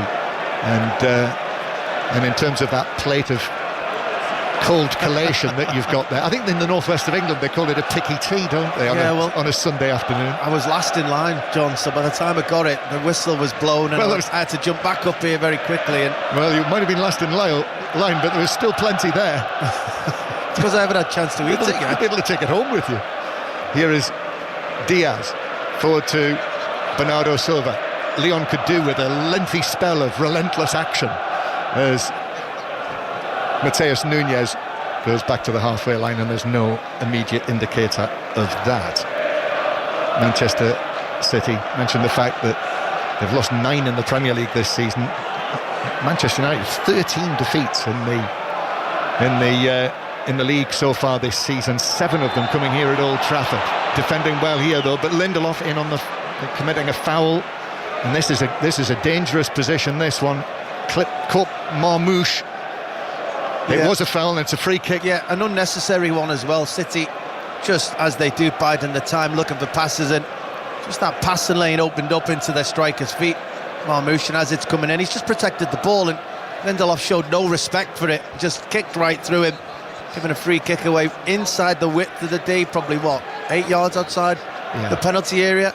And this might be what we need today. We might need something from a set piece, something special from a dead ball situation, because we've not seen an awful lot from open play. No. Kevin De Bruyne, obviously, although he's like almost everyone else, he's not had the best of afternoons here. They're going to do well. It'll be a defender. If it stays like this, it'll be a defender who wins the Man of the Match award, I would imagine. And the ref will be in contention the way today's gone. So it's a free kick. Marmouche, it looks like it might be him, but Kevin De Bruyne is having a look at it right from behind the line as well. The shadows have reached the midway point of the Manchester United half, so long shadows being cast by the players standing in shadow. And it's Marmouche who comes out right-footed, and Onana, it was close enough to him, diving to his left. It's what they used to call a photographer's save, that one, wasn't it? Yeah, that's left the ground, palmed it away. That's how it seemed. It's a good free kick. It's enough time to get it up and down over the wall with that right foot from Marmouche. But yeah, it wasn't in the top corner. He got both hands to it. I think 30 years ago that would have been caught and brought down and attack over. To his credit, the sun was in his eyes, so probably didn't want to take chances in that sense, but yeah, an easy save to make. Yeah. 50 years it would have been caught by bare hands. Yeah. Here's Kovacic, then to Bernardo Silva, just forward of the centre circle. Lines open for 606 08 085 909 693, or you can get in touch, hashtag BBC 606, text 85058. And during 606 as well, we'll keep an eye to see if there is a substantial sit-in protest inside Old Trafford from the protesting Manchester United supporters. And of course we'll have the live interviews as well. Listen out for those during the course of 606, as Doku now involved in the action for the first time to Gundogan turning, and then an excellent challenge by Ugarte, but then the pass forward actually hit a Manchester City player but bounced kindly for Casemiro, and Lenny Yoro with that long lank hair behind him carrying the ball forward. Højlund, left-footed ball, hit by Højlund beyond Garnacho and out of play for a throw into Manchester City halfway inside their own half, and Diaz is able to take the ball down and play it back into the 6-yard box to Ederson. Passes it very casually out, so assured on the ball, the Manchester City goalkeeper. Then it finds its way forward to Doku, who holds off Mazraoui, who was fouling him, and the free kick is eventually given. It was 6 of one, half a dozen of the other, until I think probably that last challenge from Mazraoui. Free kick City. I think he's actually got lucky there, Mazraoui. I think Doku was just trying to hold him off and turn him. He's grabbed hold of him, and had he not re-grabbed him there, City had a break on 3v2, 4v3 maybe, with players joining. Kevin De Bruyne making a great run in behind, so it's actually a really good foul, and he's done well to get away with that yellow. Yeah, 0-0. Manchester City also have Jack Grealish on the substitutes bench today after he scored that early goal and dedicated it to the memory of his brother on Wednesday night, who died 25 years ago. Also Savinho, James McAtee as well, in terms of the forward players that Manchester City have got, but of course no Haaland. Here's Doku cuts in field, and 2 United players with him. A little tug on him from Dalot, and that's a yellow card. He's just threatening to wriggle away there, and just a tug back, I'm guessing, on the shirt. Yeah, pull back him. He's actually caused Manchester United some problems already, although he's not really gotten away from anyone yet. Jeremy Doku, it's something different. It's something they've not had to worry about so far, because everything's been a pass and a move, and the touches have been poor, passes have been poor, but Doku's just picked the ball up and said, I'm going to run with this, and yeah, it's troubled United a little bit. Free kick to Manchester City. Still 0-0 here at sunny Old Trafford. Manchester City now have Aston Villa right behind them in the league table, only on goal difference in 6th, 1 point behind Newcastle. In comes the free kick from De Bruyne. The touch was off a Manchester United head. Ruben Dias walked away there very confident that was a corner, and referee Brooks agrees. Was he right? Well, it's tough to tell as it was flashing in there. I think Lindelof was close to it, Ruben Dias was close to it, as you said. There was no real complaints from anyone in a Manchester United shirt, so I'd always take that as a marker when you're on the pitch, you know, when you're that close to the action, it's come off. Kevin De Bruyne is going to take this corner for the first time underneath the Manchester City fans section, so there's a real ovation for him. And Kevin De Bruyne takes the corner towards the penalty spot. Lindelof got up, headed it away. Then Marmoush with a shot. That was saved by Onana. Comes out to O'Reilly in the box. O'Reilly to the left-hand side. It's clipped across, but took a deflection, and actually the offside flag is now up.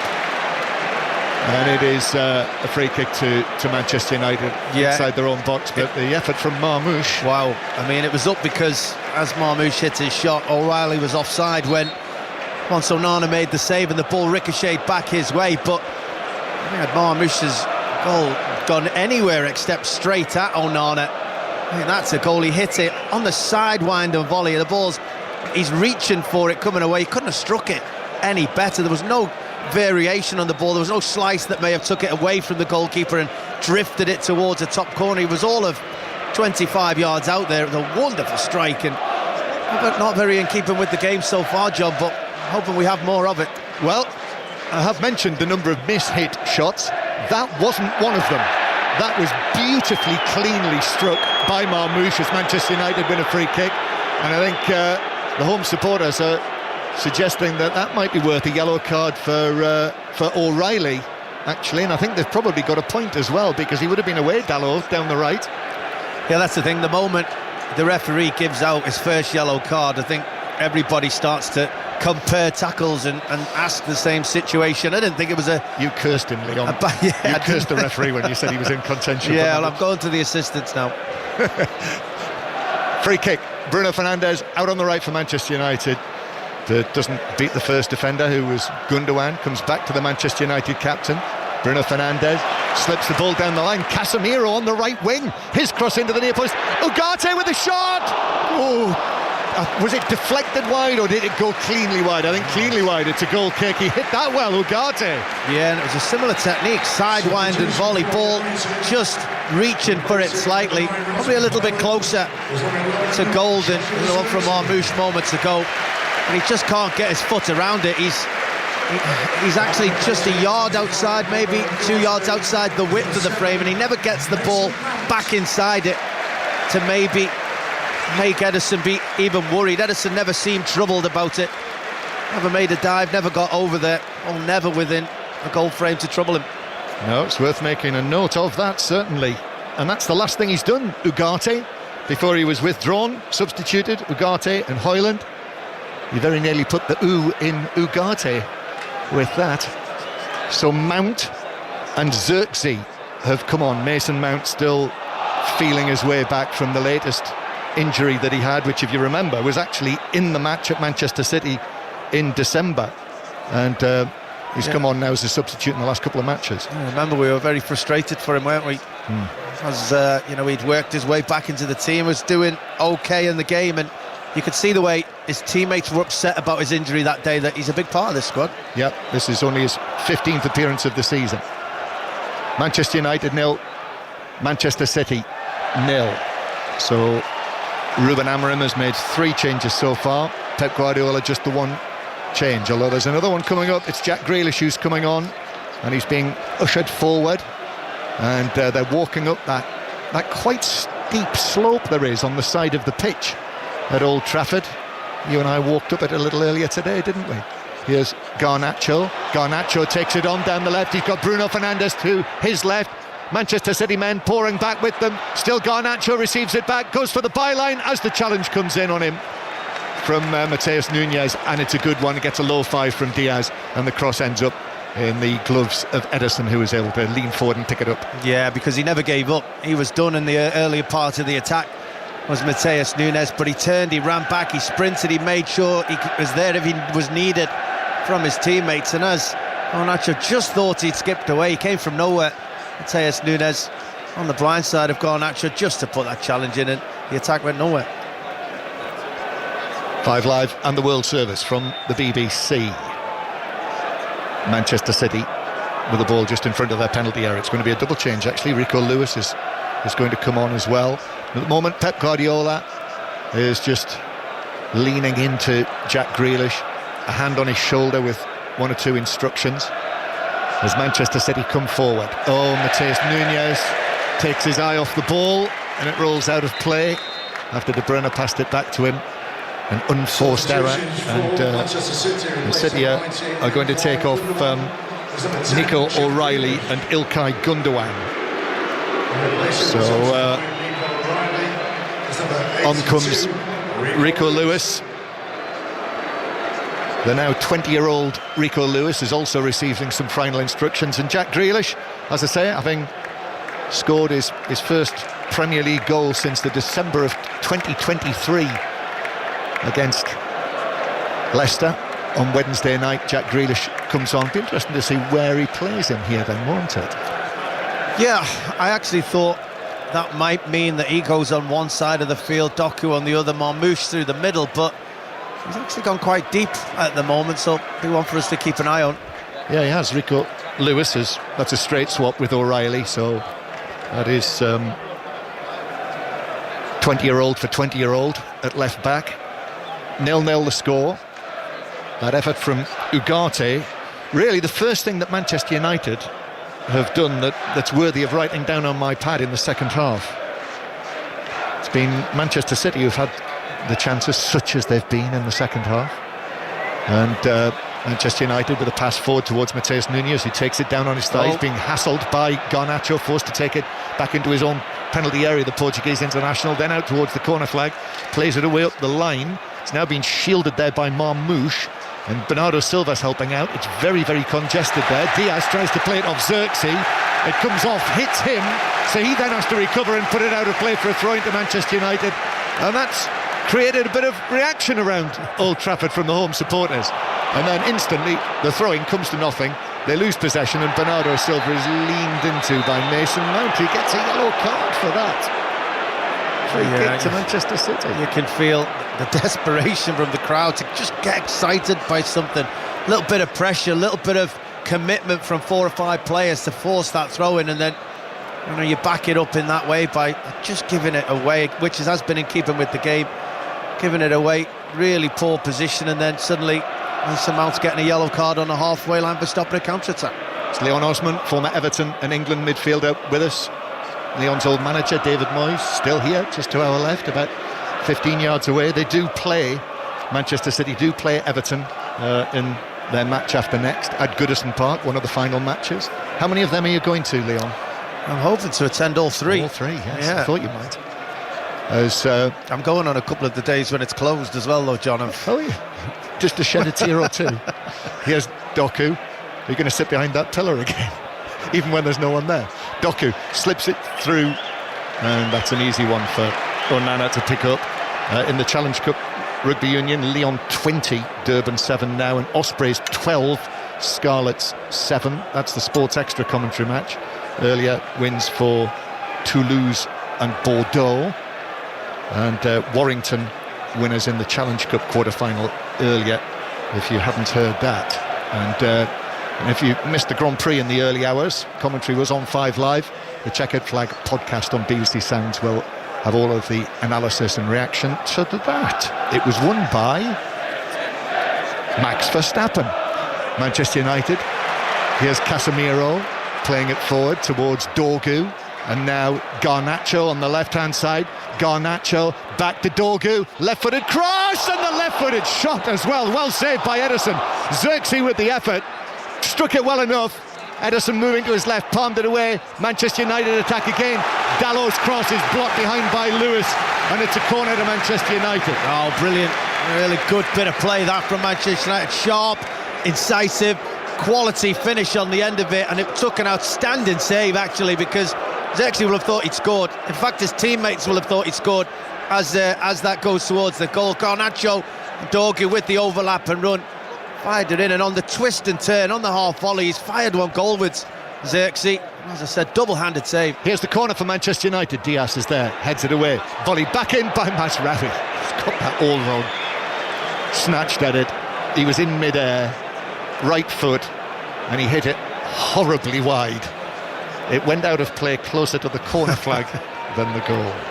Yeah, that wasn't the big chance, and I don't know if many people in Old Trafford thought that was the big chance as Masraoui was running onto that volley from the headed clearance in the corner. But the one before it, Xerxes, and then the follow-up by Mason Mount. He was unfortunate that once that save was made from Ederson, it didn't fall naturally to him. He just had to let it bounce in and then twist and hit it himself, and Rico Lewis made an outstanding block. Yeah, Ederson's best save yet in the match. Still 0-0 here. 5 Live in the World Service from the BBC. Bruno Fernandes goes for an early pass. Garnacho on the chase. Mateus Nunes is with him, but he's close enough, actually. Garnacho still in possession though, carried it out wide, now comes infield. Low shot. I think it did clip the heels of Gvardiol on its way wide by a yard or so. The low shot, and it's a corner. I think he's quite lucky it took the deflection, because it wasn't going to trouble the goalkeeper. Really good pass, really good vision from Bruno Fernandes to see City have played a high line. If you can just play that first pass into the space, you might have a chance. Garnacho onto it in a flash, gets 1v1 with Mateus Nunes. Dorgu takes the outside run. He could have played him in for a nice little pass across the 6-yard box and a tap, but he tried to go on his own. It's the wrong decision, in my opinion, and he's quite fortunate to get a corner. Yeah, corner then for Manchester United. It's getting slightly better, isn't it? Bruno Fernandes takes this short to Garnacho, back to Bruno Fernandes, controls it, right footed ball in, that's dangerous, rattling around in the 6-yard box, then a challenge in there, it bounces behind the Manchester United players are going to the referee. It was Casemiro who was landed on top of by Kovacic, and I think all that's been given is a goal kick. Yeah, for a moment Old Trafford felt that that left arm out by the referee was towards the penalty spot, but it wasn't. It's always a goal kick. It was just a ricocheting ball, from that decent ball in from Bruno Fernandes, and as it's ricocheted down, it fell between Casemiro. For a moment Kovacic looked like he was going to have a full swing to clear it, and he just kind of tries to pull out a little bit. So what do we think? Because of the way that he pulled out? Yeah, I think Casemiro gets a touch of the ball, probably. It's not a penalty in my opinion. I think Casemiro is looking for it. I think he's desperate to try and get something. There may have been a little bit of contact, but not a pen for me. One thing we've not discussed yet, Leon, is, do you know who the VAR is today? No. It is Paul Tierney. Oh. Who was the video assistant referee for the Merseyside derby. Right, okay. This week. And the decision is? Well, he no penalty. Yeah, won't get involved. Recent history would suggest not. Manchester United 0, Manchester City 0, and that's perhaps something to discuss on 606 later with Robbie Savage and Chris Sutton. I'm due to be on 5 Live Breakfast in the morning. Could be a brief appearance. Yoro playing it forward towards Dorgu. Dorgu drifting infield, still going. Bernardo Silva into the challenge. Garnacho now takes it up on the left wing. Dorgu as well, just drags it forward and then it invites the challenge. I think there was a hand in the back from Matheus Nunes. Referee Brooks isn't having that as a free kick, so Manchester City are able to take it away, and the Manchester United supporters are becoming a little more animated.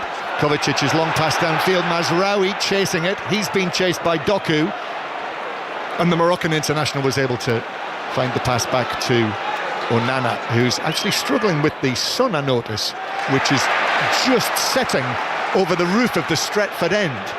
Long shadows across the Manchester United penalty area, and he is constantly shielding his eyes with his hand. Yeah, he's not even contemplating a cap or anything like that, so he must be okay. He must feel like he's in control of the situation. City there, though, just an opportunity for a counter-attack. I mean, Doku 1v1 with the whole half of Manchester United's pitch to run into, and he made a decent one, and it was a dreadful ball from Kovacic. Just misplaced the pass when you got a whole half to play into. Still 0-0, and time ticks on. We are in the 83rd minute.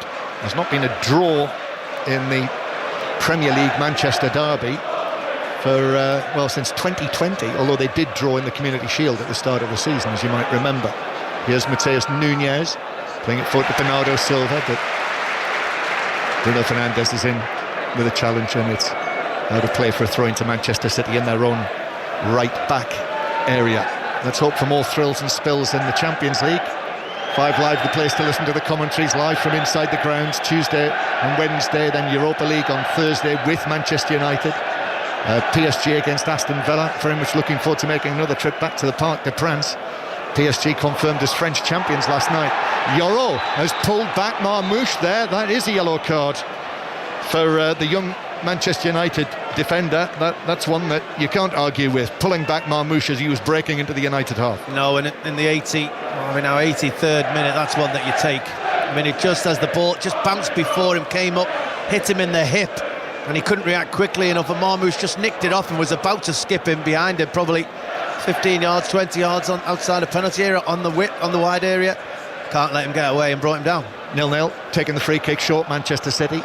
And then Xerxes wins it back from a sleeping Bernardo Silva, but he's got sky blue shirts all around him. However, Xerxes done well to find Garnacho, but the pass lacked a bit of pace, and therefore the recovering Matheus Nunes was able to step in and take it away from Garnacho. And as soon as Manchester United thought they had a sniff, then it was gone. And Rico Lewis, though, an enforced error from him, passing the ball out of play for a Manchester United throw down the right.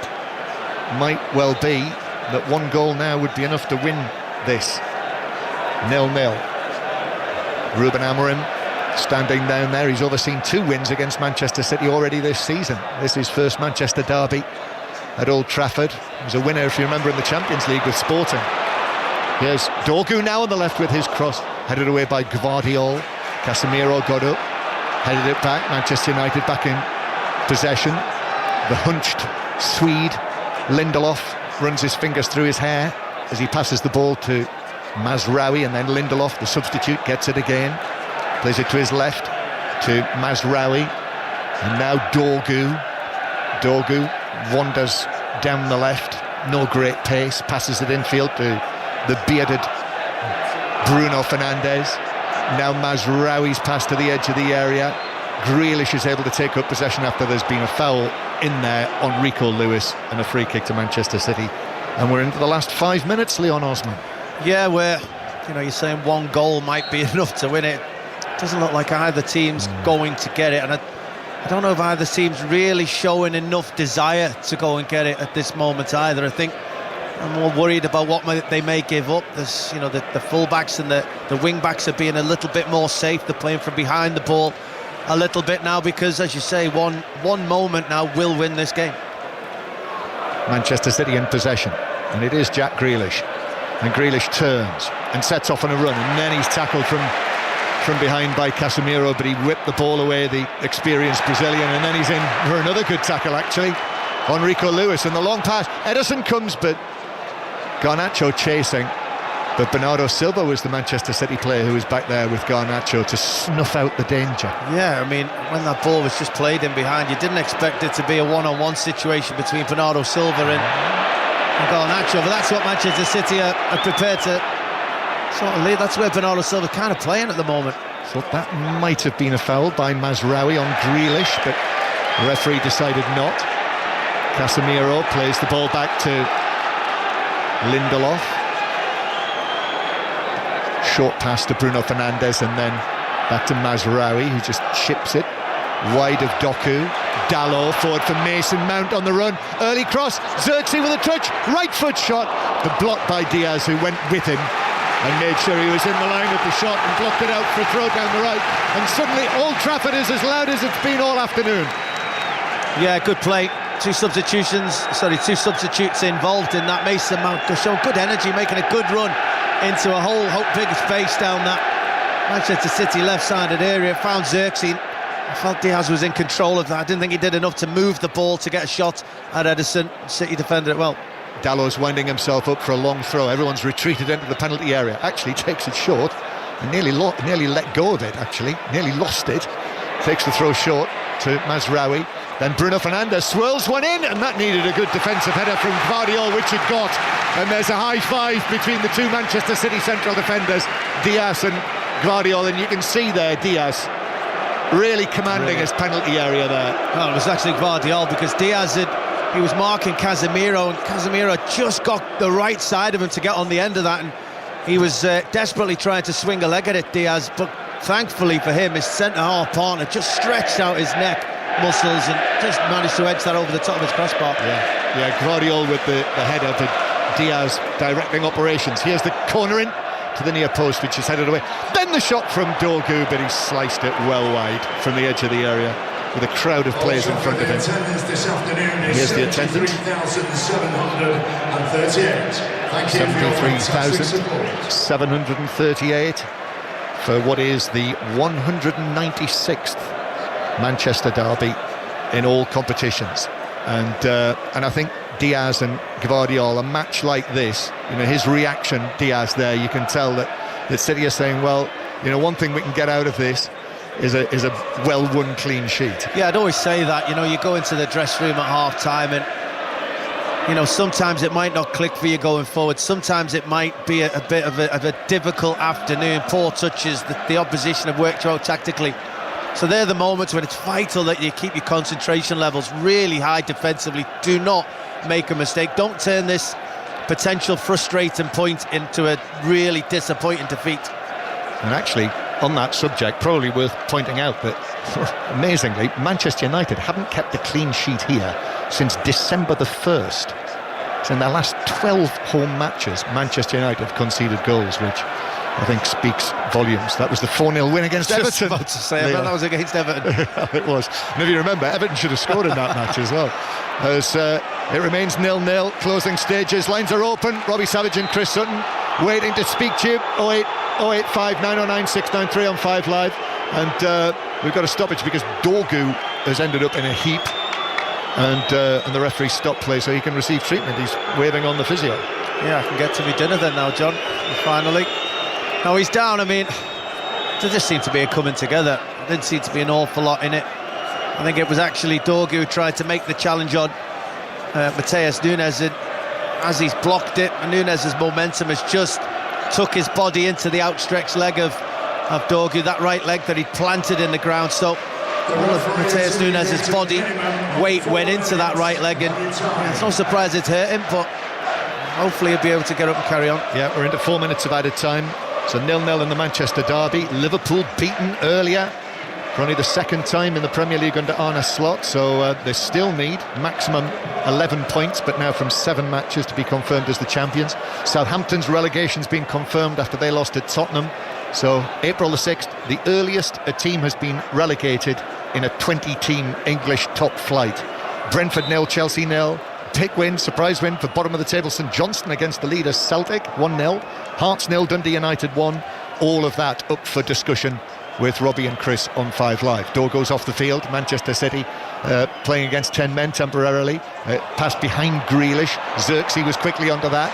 Rode the challenge well. Xerxes that came in on him from Gvardiol. Mason Mount running free with the ball, gives it to Xerxes, right side of the box. Mount's in the middle. Here's the cross from Xerxes. It's a deep one looking for Garnacho, and Bernardo Silva was able to get up and head it away. But Manchester United continue to attack. Yoro, just a little touch there from Marmoush. Lovely footwork from Marmoush. Went down, no free kick. United, Bruno Fernandes allows it to run and bamboozles Marmoush. And now Casemiro passes it back to Bruno Fernandes, who's going to swing it out towards the right-hand side, but behind Dalot, so he has to retreat and get the ball under control. Almost 2 minutes of the 4 of added time. Also, during 6:06, we'll keep an eye out to see what level of sit-in protest there is inside Old Trafford from the Manchester United fans, and we'll bring you the live interviews from the tunnel here. Garnacho attacking down the left. Bernardo Silva reacted there a little against Garnacho when he got to his feet, sort of shrugged him off. Throw in. If there's going to be a goal, it's going to be a very, very late one. Dorgu, and then the referee, well, that seemed to take a deflection off the Manchester City player, but referee Brooks is pointing for a goal kick. Yeah, I think he's actually stolen that goal kick there with his reaction, Bernardo Silva. But Ruben Dias very quick again. You mentioned his leadership in the fact that he's marshalling these troops, he's keeping them, making sure they're defending that well. He came running all the way over to this wide area just to tell Bernardo Silva, well done. So you'll be able to read all about it as well on the BBC Sport website, on the football pages. Simon Stone's going to be writing about this one today. Highlights on Match of the Day 2 tonight, anytime on the iPlayer, and it's repeated in the morning. Here's De Bruyne. It's gone very quiet in the second half.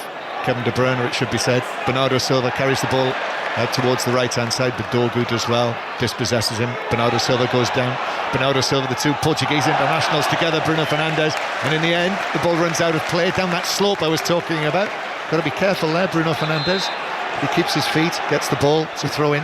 Yeah, good tussle. I mean, it's happened a few times we've seen those two, Bernardo Silva, Bruno Fernandes. A lot of respect for each other, you can see in the way they speak to each other, the way they smile at each other, but you know, they're not giving each other an inch. They're certainly working as hard as they can to thwart their opposite number from creating something. 30 seconds of the 4 minutes to go. Already people heading for the exits, so not everyone's going to be sitting in. Here's Dalot. Dalot comes in field, but a heavy touch. Doku, which might be the final attack of the match. Mason Mount pounces on the loose ball.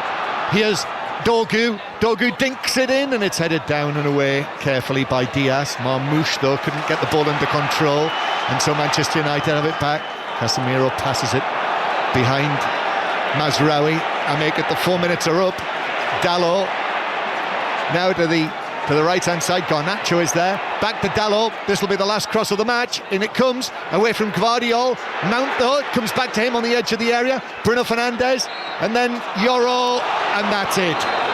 The whistle goes on an eminently forgettable Manchester derby, and Ruben Amorim and Pep Guardiola come together and they hug each other like long-lost friends on the side of the pitch. Honours very much even Leon Osman. Yeah, it was billed as Kevin De Bruyne's last Manchester derby, and how special this could be. What could be made of this game? What special memories would happen during this encounter? Unfortunately, this will be one that will be quickly forgotten. Not an awful lot happened. The goalkeepers weren't really troubled. There was an awful lot of competitive football in the middle of the pitch, but not a lot of quality overall. I'm not sure I've seen so many poor touches and passes given away by both teams in a game, and unfortunately that meant there wasn't an awful lot of entertainment. Yeah, I think the teams around Manchester City will be happy enough, won't they? Nottingham Forest remain 5 points above Manchester City in the table, and Aston Villa and Newcastle in touch. Newcastle play Leicester tomorrow night. But it's all very friendly out there on the pitch. In terms of the chances, probably Xerxes' effort was the closest, and then Foden at the start of the second half when Mazraoui was able to put in the challenge. But really, as Leon Osman rightly says, this will slip out of our memories pretty quickly. Manchester United 0, Manchester City 0. And Steve Crossman is here with us at Old Trafford, and I suppose what we'll be looking for now, Steve, is to see how many people actually stay in, and I'm seeing banners already going up in the Stretford end. Yeah, one away to our left-hand side in the Stretford end says RIP fan culture 1878 to 2025. The Manchester United fans, a few of them, maybe a handful, who stood up in the second half and turned around to show a banner toward the director's box, the one that said 74 years of loyal support for what? And then when it was turned round, it said, I was sat here before you were born. So clearly that's a message about the ticket prices. We said there's a lot of complaints from Manchester United fans at the moment. This is the first game since the new ticket prices were announced, within which there was a significant decrease in the discount that older fans get. So that's exactly what that particular banner meant. And again, just looking to my left now, there's a Glazers out banner away to the left as well. And we don't know exactly how many are going to stay in. What I would say, John Murray, even at this early stage, is there does seem to be a lot of people who haven't moved yet. It feels like there might actually be quite a lot of people who end up involved in this. Yeah, and I wonder whether it might be like the protest at Tottenham a few weeks ago, when eventually they all moved round the ground and moved together, because there are people sporadically all around. It's such a big ground, and nearly 74,000 people were in here today. And as you say, Steve, that Glazers out banner is very strategically placed, because the players are still out on the pitch. Manchester United fans are still going around the ground, and Kevin De Bruyne is having his name sung here, and actually has gone. He's been ushered forward, and now Kevin De Bruyne, Pep Guardiola is there. He's standing applauding him, and he calls him over, and the two of them have an embrace, and he's patting him on the back, and he's ruffling his hair, and that's quite a moment, probably a little emotional. Kevin De Bruyne, having played for Manchester City for 10 years, knowing everything, what this means to the supporters, to be involved in his last Manchester derby. There'll be a string of lasts now for Kevin De Bruyne. So I'm not surprised if he's feeling a little emotional now, because if you like, this is the first of the lasts. Yeah, he certainly looks a little bit emotional down there, and I suppose the thing that links all of this together is value for money. I mean, if you'd spent £150 million on Kevin De Bruyne, he would have been worth every single penny. Away to our left, there are more banners emerging inside the Stretford end. Kevin De Bruyne is clearly quite emotional now. He's having a conversation down there with one of the Manchester City substitutes. I'm just trying to get a read of the banner that's just appeared to our left-hand side. It says, "Your debt, not ours." Red writing on a white background. Behind that, white writing on the black background, the RIP fan culture. There's two or three, I think, actually, of the different Manchester United supporters groups who've all come here with their own message that they want to be heard. Meanwhile, Kevin De Bruyne's got an arm round the shoulder at the minute there, down on the pitch. Nunez is next to him. And I think Kevin De Bruyne is just going to walk off. Obviously, every eye and lens is sort of trained on him down on the pitch there. Pep Guardiola is just having a little discussion with Bernardo Silva. It wouldn't be a Pep Guardiola moment without one of those sort of performative talks. But I just think, John, now the Manchester United fans, we really are seeing a lot of supporters have stayed behind to make this point. A lot, actually. And we were asking the question beforehand, how many would it be obvious? It's very obvious. Yeah, and the other thing to point out is, I think I'm right in saying I didn't see Jim Ratcliffe here today. Did you? I didn't see him, I didn't see him, but whatever hierarchy there was here, they've all disappeared out of the director's box. Presumably they're now down in the director's lounge as the Manchester City players. Pep Guardiola is given a cheerio there as he goes down the tunnel. But yes, I think there is now that movement, isn't there, together, and that Glazers out banner has now been moved more centrally next to the other banners there. And to say as well, we did see that stand-up protest from the supporters just down in front of the director's box during the course of the match as well, many of them wearing the green and gold, the Newton Heath colours, and point being that the suggestion is that they, having sat there and been in those seats for many, many years altogether, they're going to be moved next season to make way for a sort of tunnel club style setup. Yeah, I saw on the BBC Sport website on our live page where you can sort of see all of the colour that's going on around the games. Lots of people contributing to that, including supporters throughout the course of any day. Words that Manchester United fans were using, their messages: cynical, heartbreaking, insulting. 5% increase on tickets for the third season in a row. I mentioned that discount halved for OAPs, a 50% discount for senior fans down to 25%. Some of the fans group basically feel that what's happening is that they are trying to reduce the number of season ticket holders, as John was saying there, to make way for fans who are going to pay more money. So as we just look to the Stretford end now, there's now another Glazers Out banner that has appeared in the famous green and gold that John mentioned. That one says Wythenshawe Reds on it. And now the Manchester United fans are just starting to move together right behind the goal, away to our left-hand side in front of the Stretford end. But as you were saying, John, that is a real contrast with an absolutely empty director's box now, isn't it? Yeah, it is. And it's actually very difficult to say how many people are involved in this protest. And I'm looking at the people who are joining in the singing of the songs, and they are scattered all around the lower part of the Stretford end. Some of them in the top tier, but many people heading for the exits.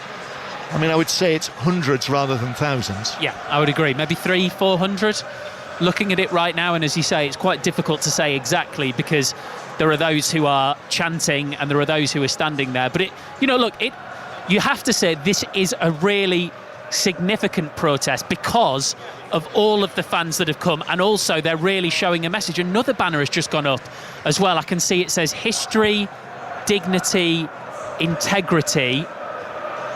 You've stole it all is the banner that's just come up in front of the Stretford end there. So, well, a couple actually of the members. There's another one here as well, Steve, to our right. There's also a banner being put up in the lower part of the east stand, so it's not just the Stretford end.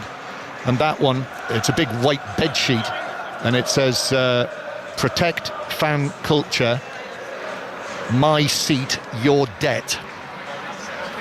Well, that is very much a consistent message from the Manchester United fans here this afternoon. 08085 909 693. Are you a Manchester United fan? Maybe you're listening, maybe you're over there now that a lot of the fans have gone and you can finally get on. Maybe you're listening via BBC Sounds, maybe you're listening at home and you want to have your say. Manchester United supporters, 08085 909 693 is the number to call. 606 is on the way with Robbie Savage and Chris Sutton. Leon, John, thank you both very much. Thank you, Leon. You can get back to your picky tea. That is the saddest looking pie and chips I've ever seen. I just didn't get a chance to eat it, did I? It's just time got away from me, and because it was such an exciting game, wasn't it? Yeah. We're all on the edge of our seats. Right, well, I'm sure we'll have more on the protest here. John is still here inside Old Trafford. Robbie and Chris with you, the other side of the news on 5 Live with Lisa McCormick.